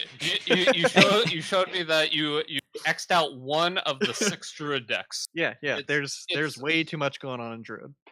I mean, that's my biggest issue with it. It may not have the highest win rate ever. It may not be extremely polarized, but when you're playing against it and you're on turn 3 and you're trying to plan out a game and you play, I've been playing Odd Warrior, so you play a Stonehill Defender and you see, and your opponents played like Wild Growth and a Nourish and a Branching Paths. You've seen 3 cards, like 10% of their deck, and you have you have like a Senjin, a Primordial Drake, and a Cornered Sentry in the Stonehill Defender. How am I supposed to know which one to take? The Senjin's good against if you need to pressure. If it's like a Togwaggle, you probably need the on curve pressure. If it's if it's Taunt Druid, you need the Cornered Sentry because you need to give them a beast. And if it's Token Druid, then you need to Primordial, or you want a Primordial Drake to clear their tokens.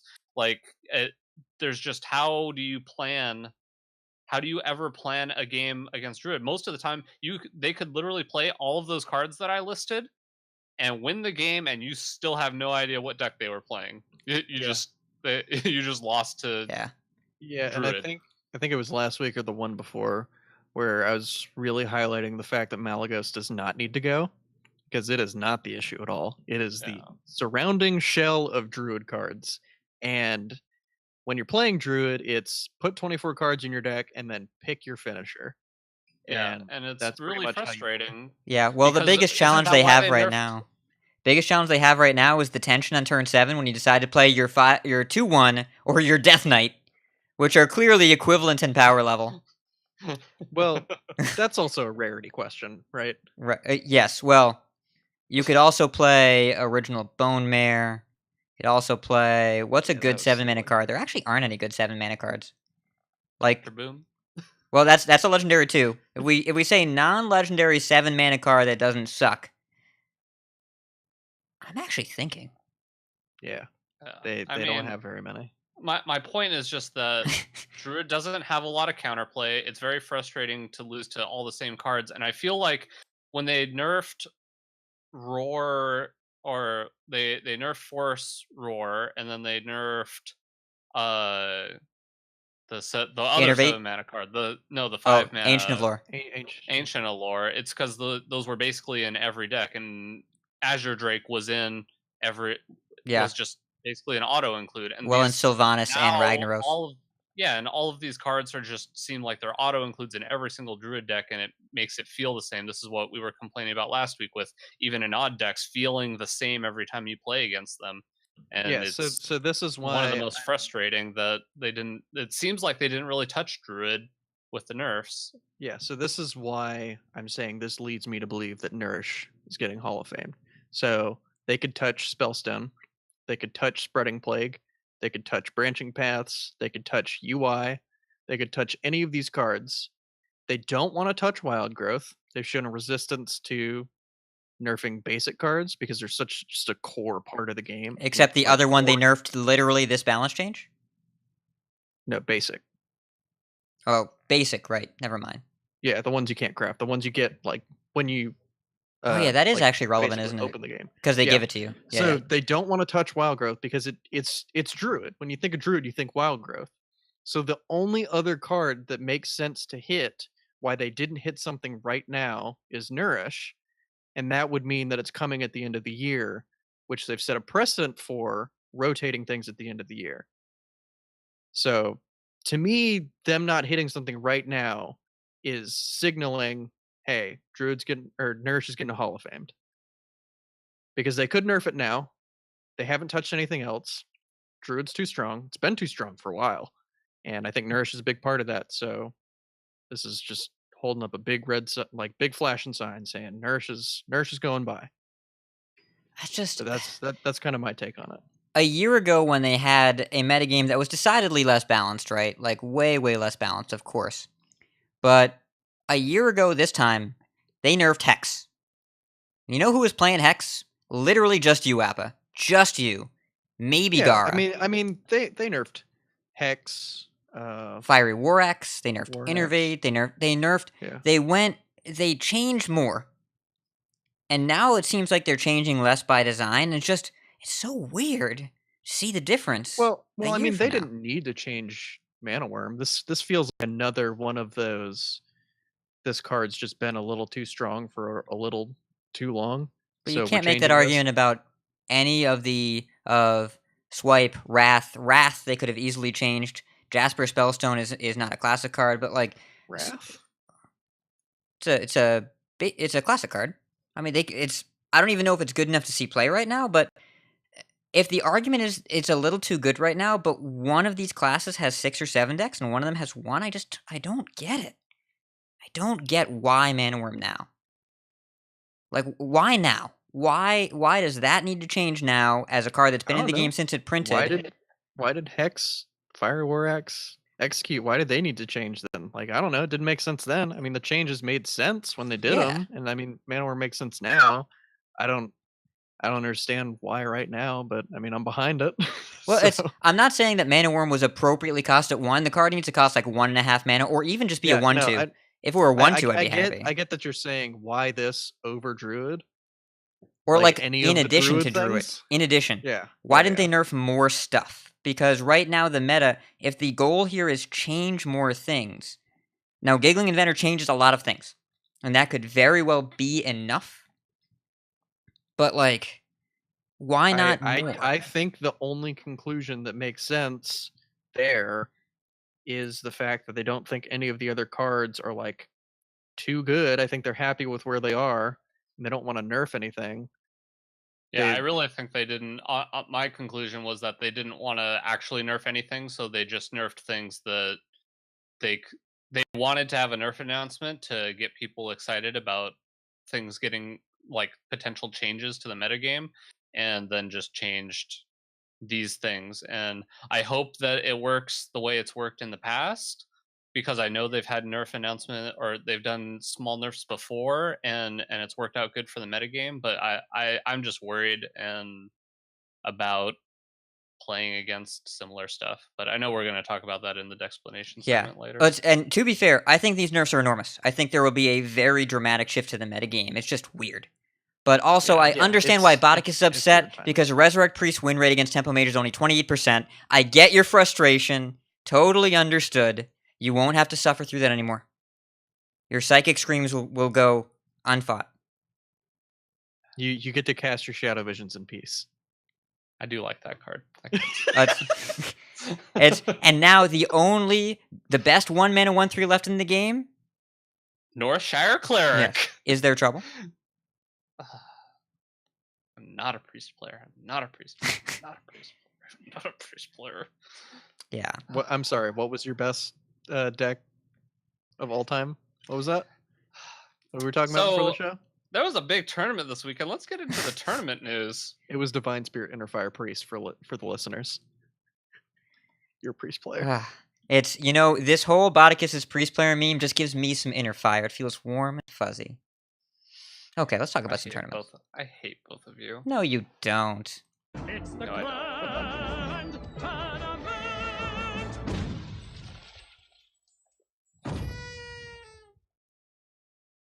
And you know what else we don't hate? Well, tournaments and Hearthstone in general. So we're going to talk about it for a little bit.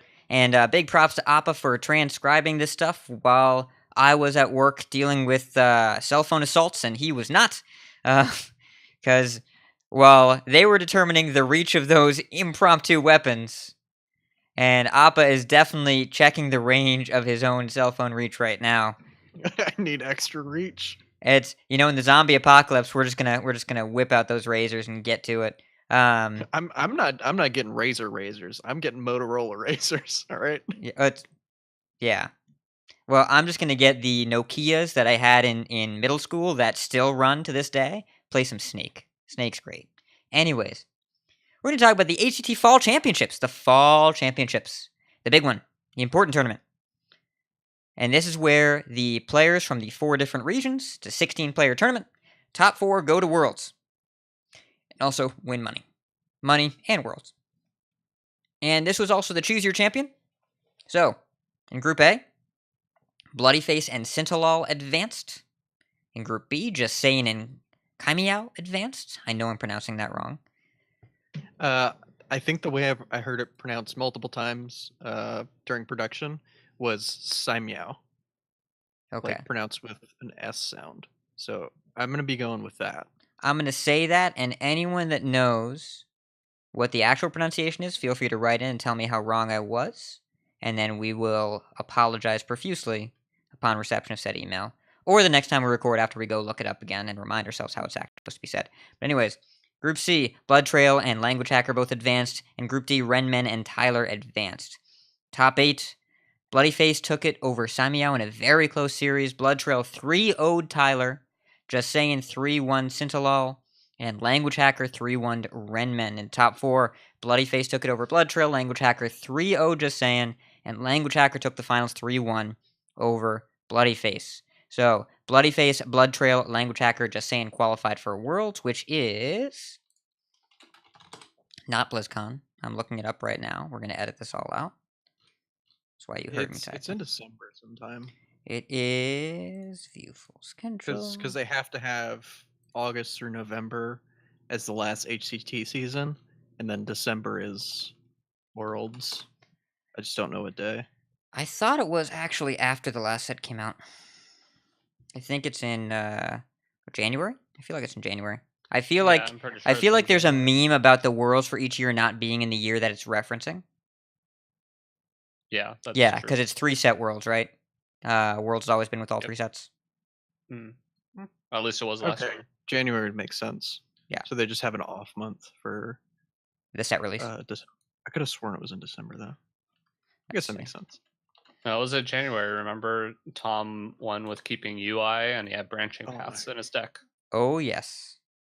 That And- made me so mad. That And he just Appa has snapped off even his more UI. feelings now that it's He snapped off UI in the Jade Druid mirror when he was playing against Violet Teacher Jade Druid, where the mid game actually is important a lot of the time, and then he just nut drew into ramp. That made me so upset. really? I couldn't tell. I was watching it, and he kept that, and I was like, okay, Frozen wins Worlds. He was like, no, JK, Wild Nope. Growth Nourish. Yeah, got the draw. Anyways, it was January 18th last year. We're gonna assume middle of January. The schedule's not actually on the site, but it is over a month after the new set releases, so probably January. And those 4 players qualified. In the tournament meta, we went pretty in depth in the lineups last week. Just to recap, we have 16 Druids. Malygos was the big representation here. 9 Malygos, 4 Taunt, 2 Token, 1 Big Ramp. 14 Warlocks, 6 Even, 6 Zoo, 1 Control, 1 Cube. 13 Rogues, 9 Odd, 4 Quest. We had 7 Shamans, all Shutterwalk, 7 Hunters, 5 Egg, 1 Secret, 1 Spell. 4 Mages, all Tempo Mage. We had 1 Tempo Odd Cube Warrior. Yes, I know. We had 2 Priests, 1 Botticus Control, 1 Nonsense Control, and we had no Paladins. Winning lineup, which I should have had here. I'm going to look that up again. HCT. I completely forgot that I put in the show notes it as Nonsense Control, and I'm so glad you read it as Of that. course I'm I'm going to read also that. I'm also really upset that we didn't get to see Hatul's Tempo Odd Cube Warrior because it got banned. Wait, So next level. He is so next level. it's It got banned, I think, every match he played. Yeah, I think so. That's because what I like heard. because what I do you mean- do against it? What's the strategy? You kill the Fester Roots, I guess. It's the strategy is don't waste your time metagaming against it. Just take it off the table. Just say, Oh man. I don't want to practice against this. I can beat the other ones. I mean, to be fair, the knowledge gained from practicing against that deck is not universally applicable. It's pretty narrow. So the winning lineup was Taunt Druid, Egg Recruit, Hunter, Odd Rogue, and Shutterwalk Shaman. And then the second place lineup, BloodyFaces, was the Malygos Druid, Secret Hunter, Odd Rogue, and Zulok. And we've got some games to watch for you. We've got 3 of them. Well, 2 and like a quarter of games to watch here. First, we want to talk about BloodyFace versus Caimiao. Caimiao's on Zoo. BloodyFace is on Malygos Druid. It's worth noting the Zoos that we saw on stream during this tournament did not generally perform all that well. Though also play was a little bit looser than we would have expected this tournament, with the exception, I think in particular, of BloodyFace. And Appa, if you thought I had feelings before, Appa has opinions about the play of Zoo during this tournament. It was not good. There There was a lot of questionable plays, and so I understand that it is very difficult to be on camera. And what? Gotta go fast. It's Zoo. You gotta go fast. Yeah, okay. I see what you're referencing to now. It took me a second. I was like, are we running long? I don't understand. People were playing way too quickly. They were just snapping off lines that were just so obviously wrong when you thought about them for more than 2 seconds. And I saw people trading 4/4s into 1/1 novice engineers against Quest Rogue. Quest Rogue should not have done as well as it did, but people just took games and threw them out the window because they got spooked. They just didn't think about what could actually be in their opponent's hands and were just like, trade, I guess, don't have bounce. When in reality they wouldn't have played a card. Anyways, there was a lot of loose play. I mean, I understand that it's hard being on camera, but when you're competing for this much money and you're supposed to be the best in your region, like, you need to be playing tighter than this. BloodyFace probably played the tightest, I think, overall. with LanguageHacker being playing second. Hacker had some like weird plays that I didn't really agree with, but overall, I think BloodyFace and LanguageHacker played the tightest technically. And I think that just goes to show that real tight technical play will get you very far. And I don't think it's a surprise that they both ended up in the finals. I think Even Language though, Hacker even was talking about how he definitely messed up some lines. yeah, I know he and said I was going to review him on his stream. like BloodyFace was least favored to even get out of his group. Like maybe not even win a game, but he 2-0'd because he just played better than his opponents. And like if you think that being a professional Hearthstone player is unattainable, it's not. You just have to not like put these players on a pedestal and realize that they're people and they screw up. You just have to focus on your play and play tight. And like that's how you get there. That's how you win games. That's how you win tournaments. All right, soapbox over.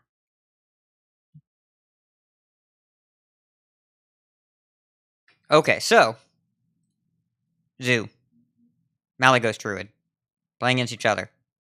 Caimiao, turn 1 Flame Imp, good card. BloodyFace, turn 1 Spellstone, nope. Kept it. Did not play. Hero Power Pass on 2. His hand, Nourish, Mind Control Tech, Ferocious Howl, Spellstone, UI. And the casters were talking about this. And Firebat said on the stream multiple times repeatedly, the way to beat Zoo as Druid is to set up for the big power swing turns, not just 1-for-1 removal, because they will keep up with you and pass you, and you will be out of cards. So you got to go for the big swing turns. And Caimiao is really all about just going fast, both in terms of how quickly he's playing and the nature of the plays he's making. Turn 1 Flame Imp, obviously it's great. Turn 2 Soul Infusion my Void Walker 3/5. A little bit more suspect. Now it's a 3/5, right? It's a turn 2 3/5. That's pretty good. You're attacking for 6 damage a turn. But it's just a little. It's not the way I'd use a Soul Infusion. I don't remember the other card that was further left in his hand, but I mean, I guess it's just a way to kind of buff your minion, right? I It's think it almost was like a Earth and Mining. Fungomancer. Yeah.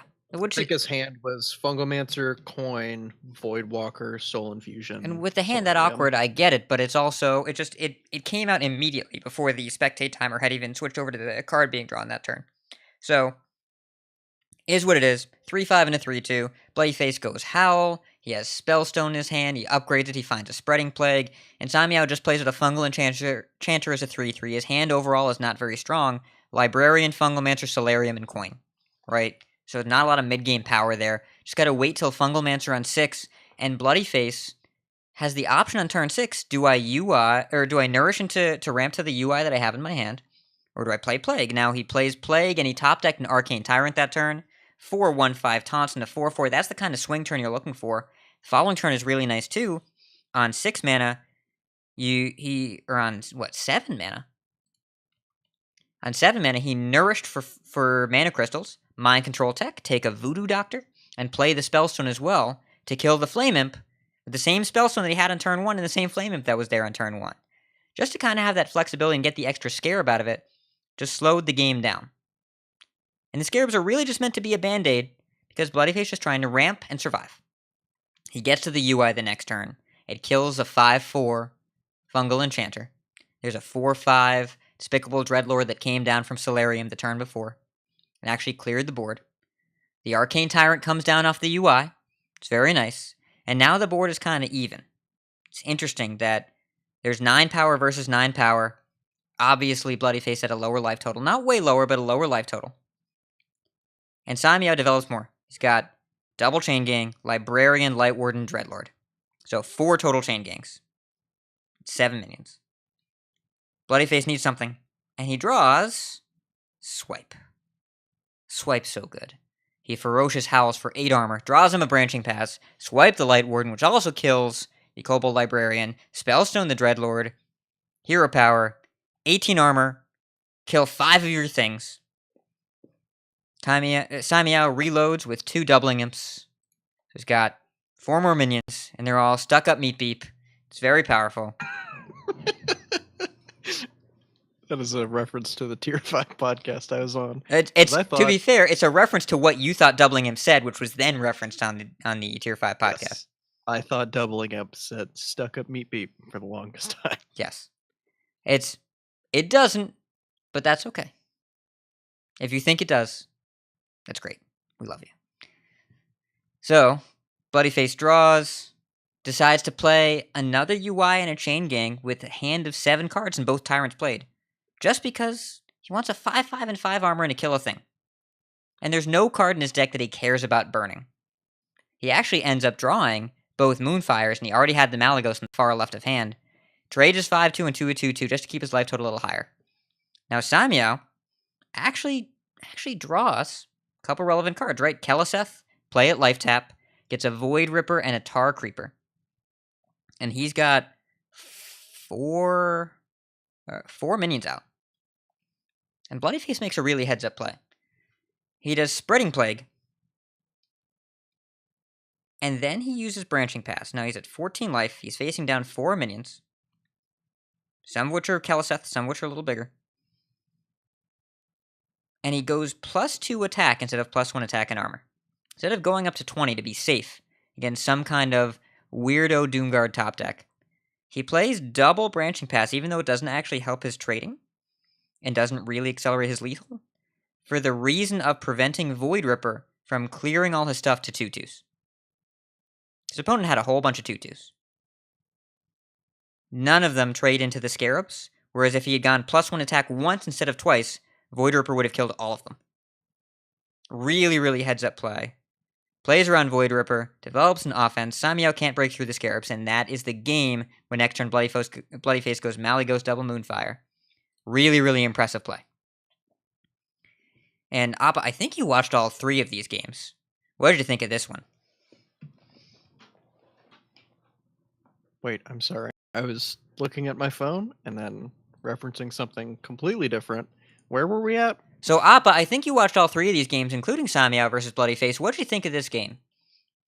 Well, this was game 5, right?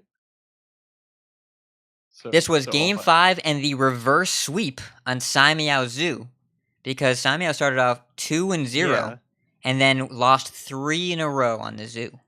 Yeah, this was kind of the story of the tournament, really, was Zoo just underperforming. Even in its favored matchups, it underperformed, and a lot of that was due to players appropriately game planning against it, which BloodyFace did. I mean, this game was just played really tightly. The only decision that was quote unquote questionable was his decision to not spellstone the Flame Imp on turn 1, which I mean makes sense because you're going to gain armor over the course of the game. You're going to upgrade your spellstone, and you can use it to pick off a minion that was buffed with Fungomancer or Dreadlord or something like that, something bigger. He did end up having to just spellstone the Flame Imp anyways after it gotten a big chunk of damage. But I mean, that's just he's just kind of hedging with keeping the spellstone. He ended up having to just like save face, kill the Flame Imp anyways. So he did take some unnecessary damage there. But it makes sense to keep it. But I think, I mean, BloodyFace played the series very well. He played well over the course of the weekend, and I think he's extremely deserving to go to Worlds, especially with some of the caliber of play we saw from other people. I think everyone that went to Worlds that qualified absolutely deserved it. I think the best players out of the field played in a way that made them very deserving to go, and I think skill really shines through a lot here. And BloodyFace was the only one to qualify for Worlds using Zoo. So he knew the game plan because he was playing the deck. Smart guy. Now the next match, this will be a quick one. JustSaiyan versus Moyen Game 3. I am going to read the cards of exactly one of the players because the other player's cards literally did not matter. JustSaiyan was playing Malygos Druid, Moyen was playing Shudderwalk Shaman. He could have been playing actually any deck. Completely irrelevant. Because JustSaiyan went turn 2 Wild Growth, turn 3 Twig of the World Tree, turn 4 Nourish into a second Wild Growth, turn 5 Spreading Plague for 3 Scarabs, turn 6 Ultimate Infestation, turn 7 Naturalize to make hand space for my Nourish, which is then going to play 2 more Arcane Tyrants that I drew off the top, and then the second Naturalize, which I also drew off the top, that was the 3rd card off the Nourish, which burns your Shudderwalk, and turn 8 kill you. We didn't list any of Moyen's cards. Because why? They have as much effect on you as they did on JustSaiyan, so it's fine. Moving on. It's crazy. It's crazy. Okay. The last game is, I think, the most crazy game of the tournament. LanguageHacker versus Renmen Game 2. This was super fun to watch because the draw looks very similar. LanguageHacker is playing Taunt Druid. Renmen is playing Cube Warlock. And this looks like the Druid nut draw again. Wild Growth, Nourish, Branching Paths, and Oakheart in the opening hand. And Renmen has Cube Lock with a mediocre hand, Dark Pact, Doomsayer, Lackey, Gul'dan. Now, Renmen sees the writing on the wall when we go Wild Growth into Nourish, uses Doomsayer on 8 and Doomsayer on 9 to prevent Oakheart from coming down on turn 6. Or rather, yeah, he uses Doomsayer to prevent turn 6 Oakheart, turn 7 Oakheart. LanguageHacker still gets his Dragon Hatcher and Hadronox on Oakheart naturally on 9. Now Renmen turns his Possessed Lackey, has his own Gross Recruit shenanigans. Lackey turns into Doomguard, Cube, and Pact. That's 3 Doomguards, soften up the board. Doomguards both get taken care of. Second Dragon Hatcher gets played from the hand, goes to get the last dragon in the deck, the Sleepy Dragon. Renmen just plays his cards one at a time. Shroom Brewer, then a Void Lord, just try and slow things down. LanguageHacker is actually able to naturalize the Void Lord because he's got a few minions on deck. Go Oaken summons my Ironwood Golem and naturalize the Void Lord and attack into 3 minions and clear your board. Renmen plays the second Void Lord. And the Hadronox that's been in the board for a little while. LanguageHacker makes a smart play. Well, I'm going to kill my Hadronox with this cube before my Ironwood Golem dies, so my recruit pool is better, right? So the taunt pool, it only has Primordial Drakes and Sleepy Dragons. Hasn't gotten Lich King yet, but doesn't want a 3/6 taunt in there. So Q beats the Hadronox before the Ironwood Golem dies. Renmen's down to 23, facing a ton of taunts. Gul'dan comes down, and Gul'dan and Q block, as you remember, is pretty gross. Void Lord, 4 Void Walkers, 2 Doomguards, pretty solid. Trade in to whittle down. LanguageHacker trades back, and Renmen's like, okay, I'm going to clear my own board. By the way, Spirit Singer Umbra, Faceless your cube with Hadronox inside, so I get 2 Hadronoxes. And then Umbra triggers both Hadronoxes, and I get 2 1/3s. And this starts to get silly, because both cubes get popped, leaving LanguageHacker, the Taunt Druid, with 2 Hadronoxes, and Renmen, the Cube Warlock, with 4 Hadronoxes.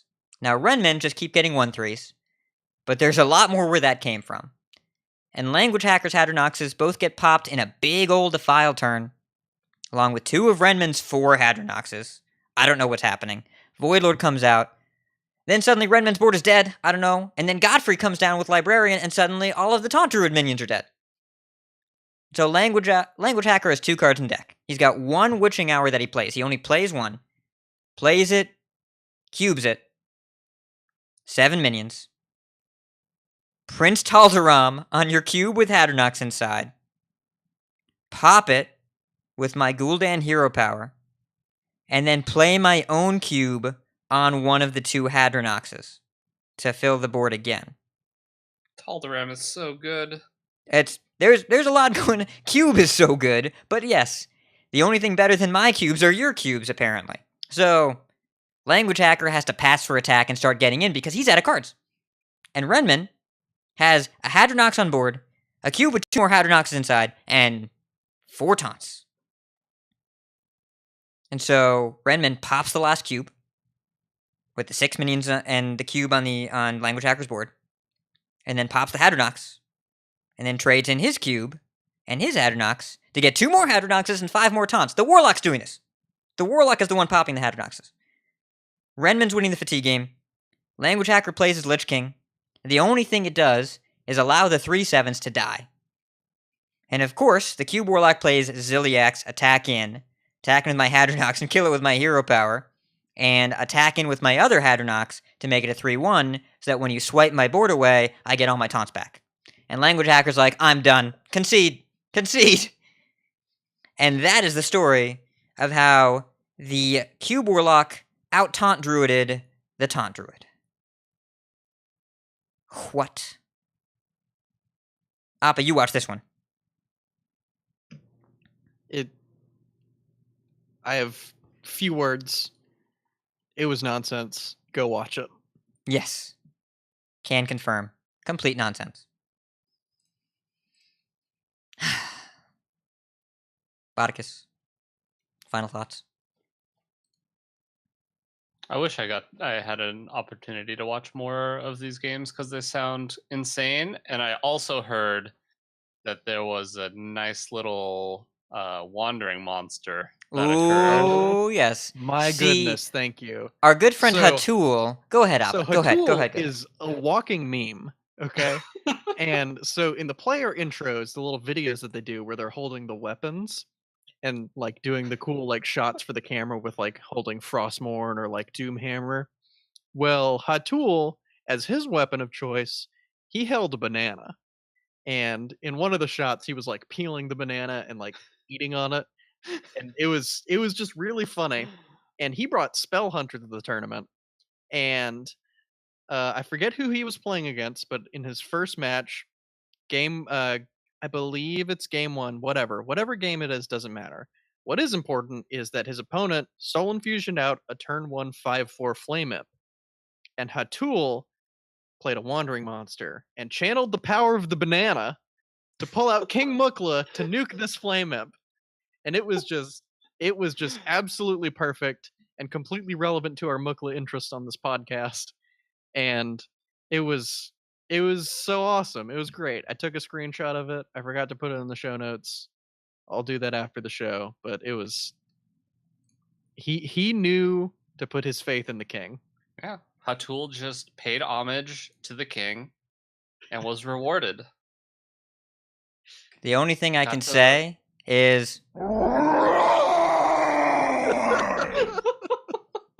what else is there even to say? Did you I bring mean, some fish? I did. Spell Hunter's pretty bursty. Wait, hold on.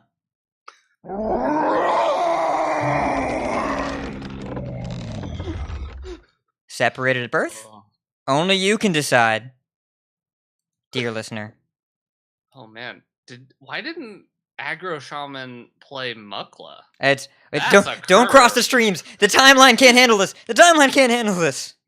We're all gonna get sucked into a black hole. Let's. You know what? Why don't we do some Decksplanations?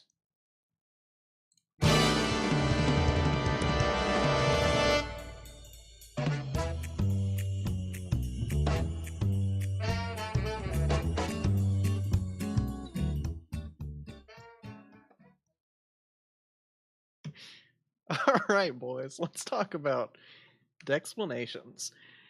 So, as we referenced to this earlier, nope. Let's use different phrase. Hat's gonna have to mark this later. Hi, Hat. Sorry, you have to edit this. So, as we alluded to earlier in the show, this is going to be talking about post-nerf meta discussion, and we're going to be talking about the nerfs and what gets better, what gets worse. Let's talk about it. And yes, taco like TACO about it, because I'm a big idiot and a nerd. So let's get into this. So Tempo Mage is RIP. I think we can just agree that Tempo Mage is nuked completely off the face of the planet. Yeah, press F to pay respects for Mana Worm.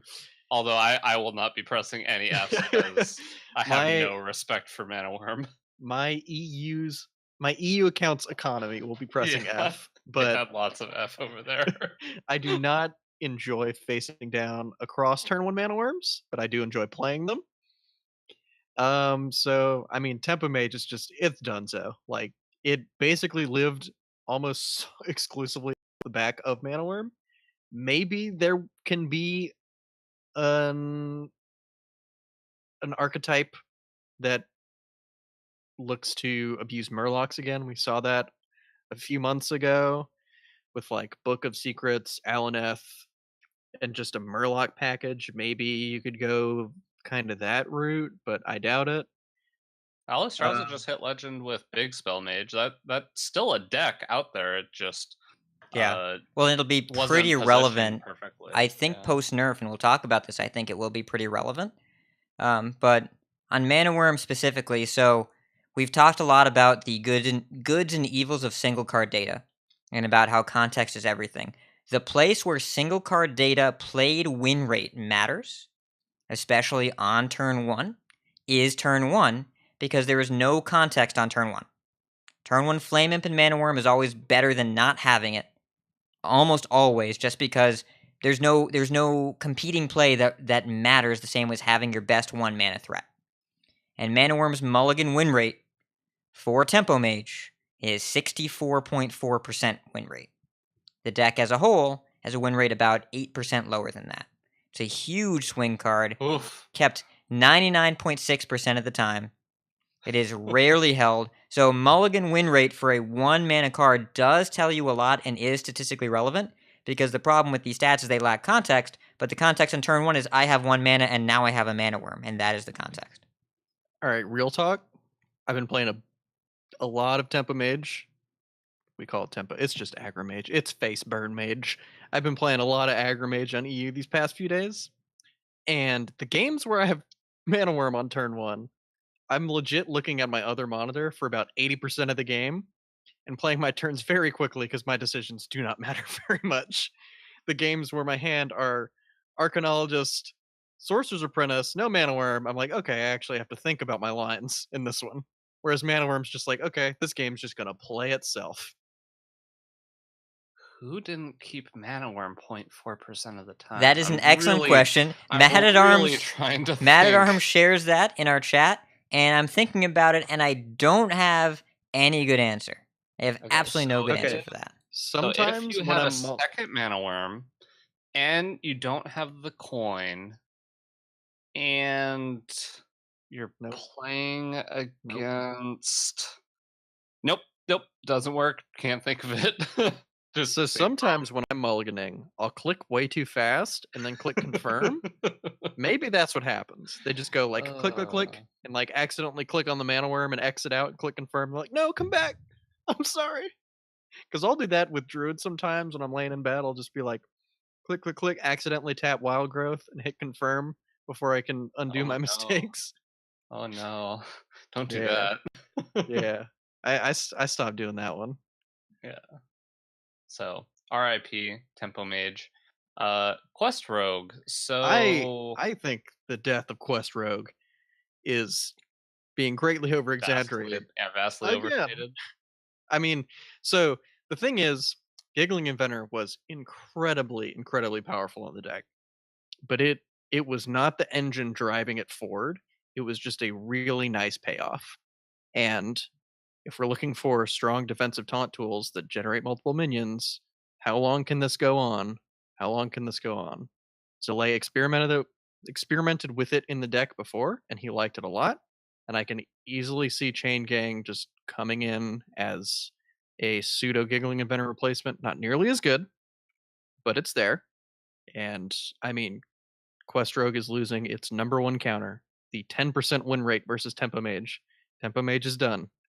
Quest Rogue, I believe, is still going to be very good, and I would not be surprised if it's still one of the best decks. The thing I do worry about with Quest Rogue, though, is it's also its main predators outside of Tempo Mage get a lot stronger, which we say in here that Zeus seems like a pretty strong week 1 deck, which I agree strongly, and that's obviously because Giggling Inventor is going to see its way into likely no decks, and with no Druid nerfs, that seems like a potentially popular choice. It's especially perception wise, and decks with Fungalmancer are generally pretty good against the Druid decks, and generally not as good against the decks that are trying to Giggling Inventor you, because your whole goal seems to kind of be to get 2 threats to stick so you can Fungalmancer, and then you have to waste 2 attacks into the Giggling Inventor, and it feels pretty bad. So I think that maybe some aggressive decks might benefit from these nerfs, and that would be a bigger hindrance to Quest Rogue than losing the Giggling, is kind of what I'm thinking. I mean, this gets really, really complicated, right? Because you can go layers and layers and layers deep. So, Quest Rogue, I do expect Quest Rogue to see a significant ladder reduction in play, because Giggling Inventor made the deck easier to play. Also better, but way easier to play, right? It's a very powerful mid-game minion.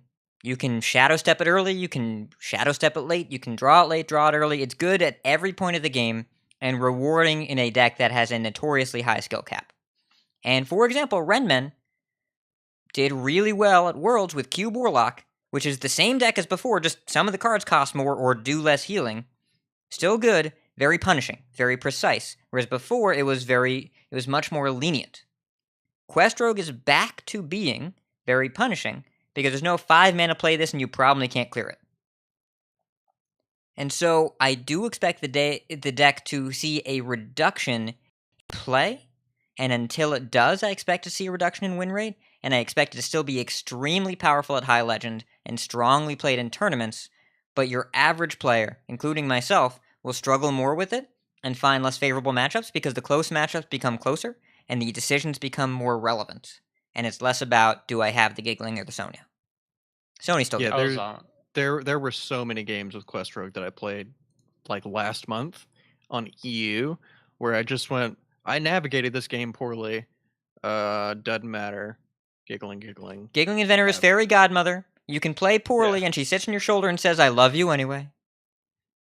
I was really surprised that we didn't end up seeing a nerf to Sonya.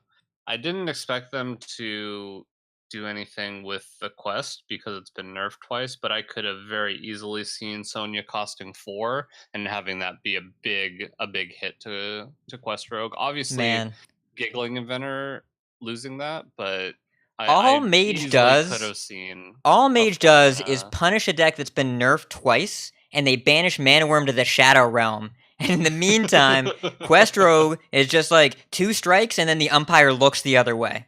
Like, that's what happened here. How did Mana Worm die for Quest Rogue Sins? How did that happen? Anyways, so Quest Rogue I still think is relevant. It's just way harder to play, and if you found it difficult before Giggling Inventor was printed again, it's probably going to feel the same way. If you really enjoyed it and Giggling just made it better, you'll probably still be good at it, and it'll still be good enough. But this also means the removal of Giggling Inventor from the format. Remember what we talked about. It's very similar to when Void Lords were coming out on turn 5. Every deck had to play Spellbreaker, double Spellbreaker. So your aggro decks got worse because you had to hedge. And every aggro deck had to either play Giggling, or play Blood Knight, or play Mossy Horror, or some combination. You don't have to do that anymore. You no longer have to have aggro decks with 3 mana 3/3s and 6 mana 2/7s.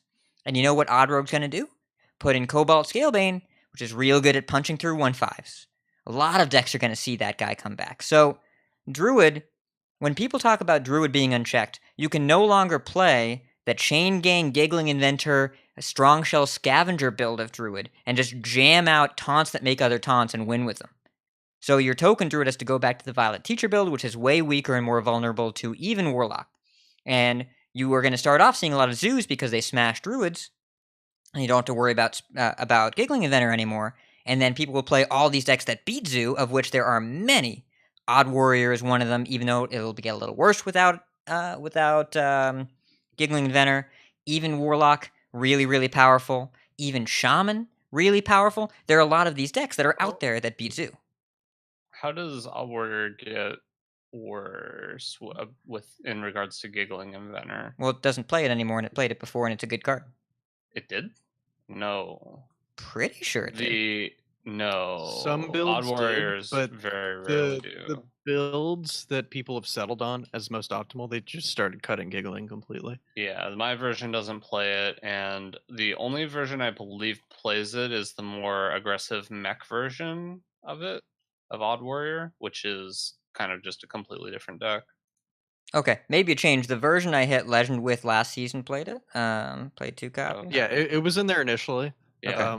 But the more people started attacking against it, they just said, okay, cut this, just play Azalina and then like something else. Okay, so an Odd Warrior is still really good against Zoo Warlock because it didn't even play Giggling Inventor, and so then you end up again with a cyclical metagame, just with different tech choices and different cards that are relevant. And when you go in with the Scalebanes, right, you end up with decks that go taller instead of wider. Maybe time for Shadow Reaper Anduin to do a little bit better, right, Botticus? We'll talk about that later. But there's Even Paladin, right, has started to show up. And Even Paladin also does pretty good at going taller instead of wider. You're able to buff your minions. You can play more weapons. The metagame is going to look very different because these small changes Giggling Inventor defined a lot of what made the aggressive decks, and the aggressive decks usually dictate the pace of the format, and they're all getting faster with fewer roadblocks, and a lot of them are good against Druid. Not all of them. Tempo Mage wasn't, and it's gone now. So the Tempo Mage check in the format of punishing slower decks without armor gain is gone. And now instead people are going to be more dependent on weapons and minions. And decks like Secret Hunter are very, very happy right now. And there's a lot of other aggressive decks that I think are going to really benefit from not having to hedge. Now this also means like Mind Control tech. It gets worse because there's less 5-mana cards that make 3 minions, but it gets better because you never play a 3-mana 3/3 and just borrow a 2/1, right? And decks are probably incentivized to go a little bit wider. So Mind Control tech probably takes more high-value targets. You might see more 1-ofs, but those 1-ofs are going to be backbreaking. There's so much stuff here. Yeah, just these. There were 2 nerfs to standard, and they were one of them. Well, both of them were big changes, but I mean, like in the grand scheme of it, like there's very little change in standard, but because so little has changed, like so much in the format's about to change. And I think decks to look at, my picks for decks to really watch out for that I think probably have a good chance of being really reasonable ladder choices. I think Togwaggle Druid gets a good deal better because I think more slow decks will feel safer about coming out because there's less Tempo Mage to check the non-armor gain ones, and there's just less Quest Rogue overall. So I think Togwaggle will be happy to see slower decks and be able to beat those. I think Even Warlock's going to be really good. Quest Rogue wasn't a great matchup for it. Tempo Mage was not either, and it's going to prey on Zoo. Like that matchup, whenever I play it, it feels pretty good for Even Warlock, and I think the stats reflect that. Is that right? That Even Which Warlock, Even Warlock versus Zoo. The even. Oh yeah, you want to beats be the Hellfire Defile deck. Okay. I think. I do believe it's pretty close, but yes, you do want to be the Hellfire. Yeah. I don't think it's like massively in one player's favor, but I think I like being the deck with the clears and the hooked reavers. So Togwaggle, Even Warlock. I think Zoo's going to be good. I think Odd Rogue's going to be pretty decent. What else is Big Spell Mage? I think Big Spell Mage is going to be decent because Odd Warrior's going to be good. It's pretty decent against Even Warlock if you're playing it well. I don't know. There's just so much to talk about. There's so many like ripples that are going to happen because of these nerfs. Like there's so many layers. I love when nerfs and rotations happen because there's just so much going on, and I love figuring it all out.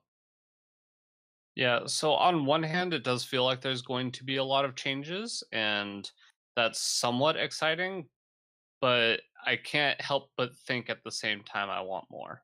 I wanted more from these, and hopefully things will feel better, but I'm kind of predicting that this is going to feel a bit like the transition from Witchwood to Boomsday, where it was kind of exciting at first, and it feels like a lot of people have kind of cooled on it because it was similar decks with a couple cards different, and I think it's going to be some similar decks with a couple cards different after these changes. I feel like when the meta settles, it will feel very similar again. But if you've been not enjoying the stale meta, get into Hearthstone for the first week or so. Oh yeah, there's going to be a lot of different experimentation and a lot of fun stuff going on. And for me, I'm going to be mechatuning people in Legend.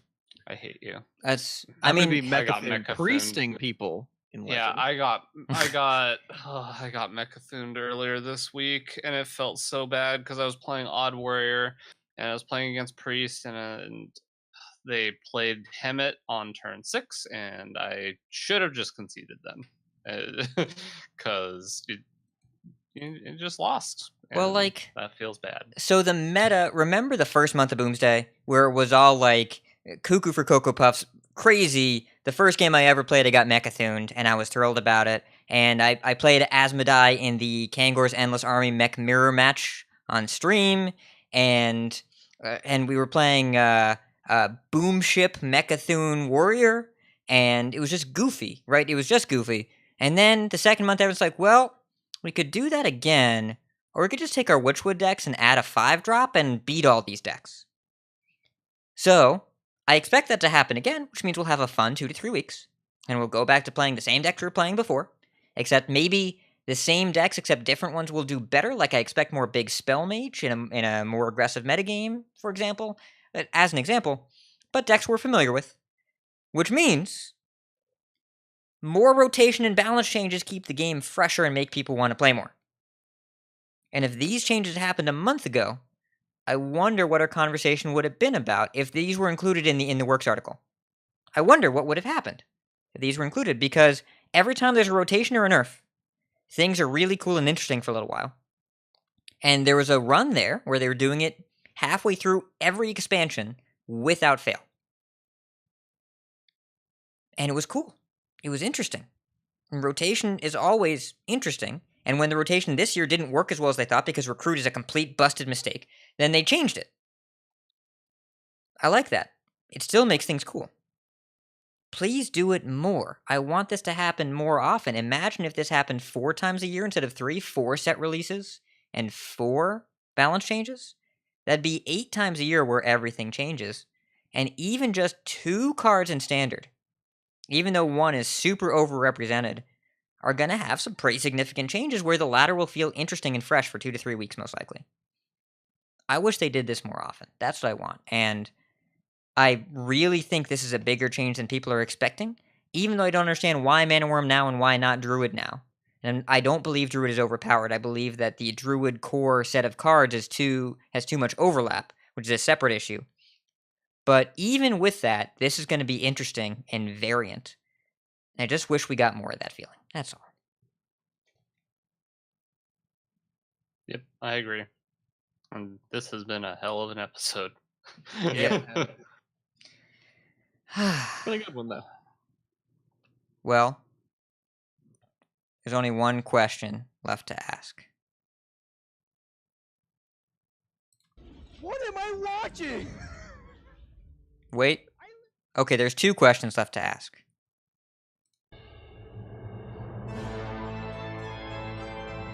How long can this go on?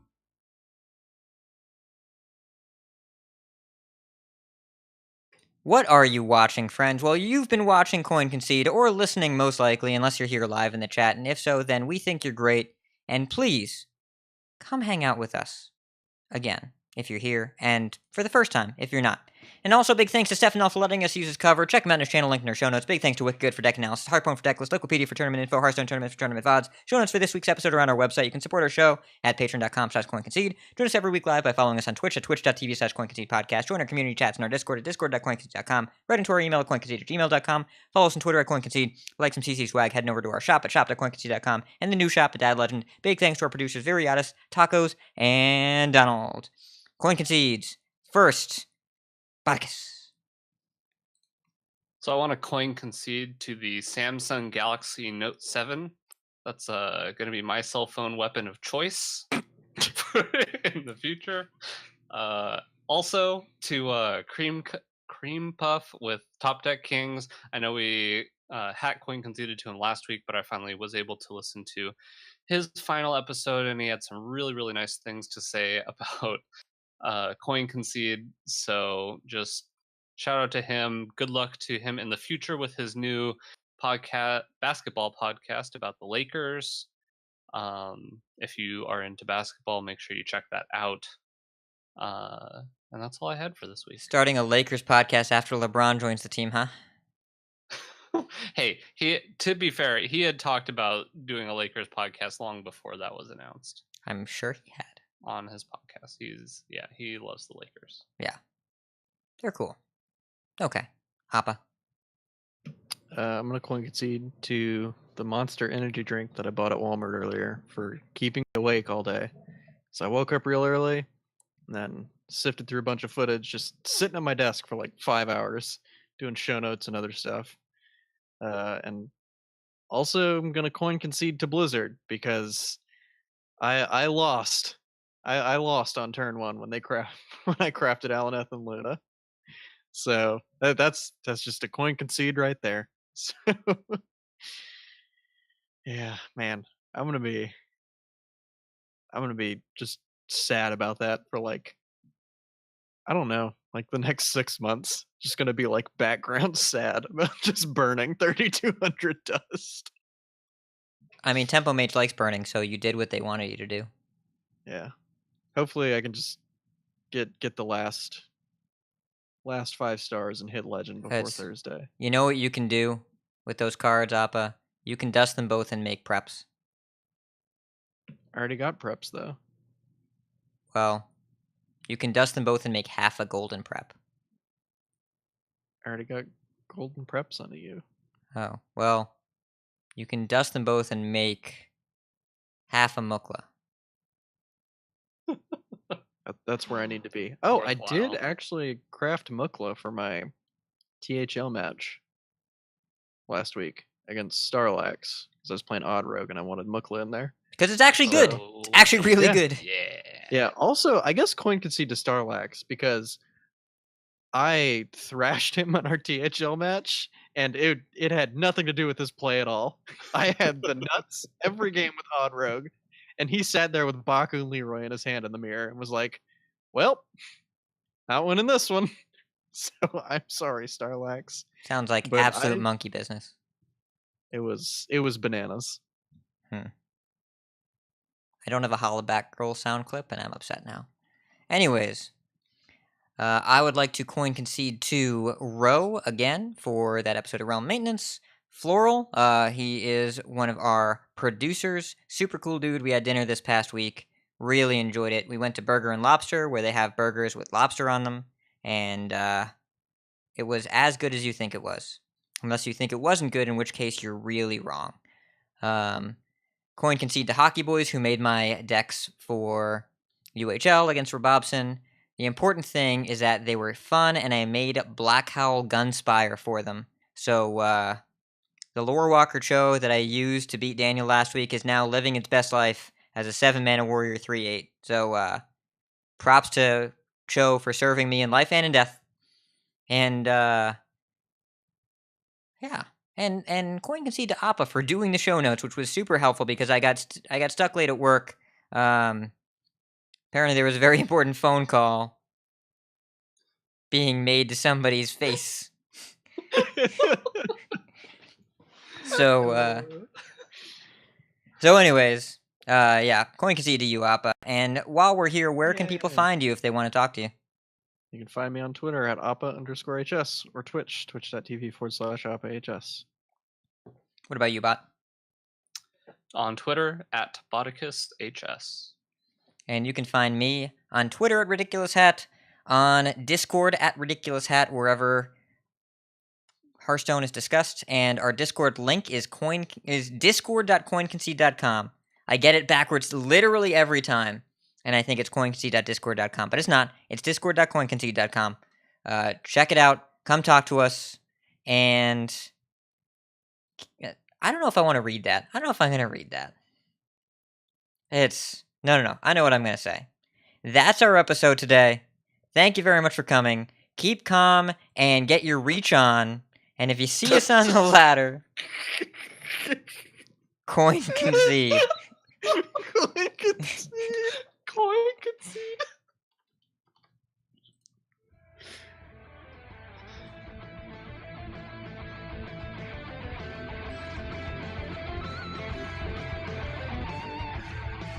Take cold comfort in your victory. You win. I can rest now. You win. For now. Now, your victory proves nothing. The day is yours. I choose death. You have triumphed. This time. This hunt is yours.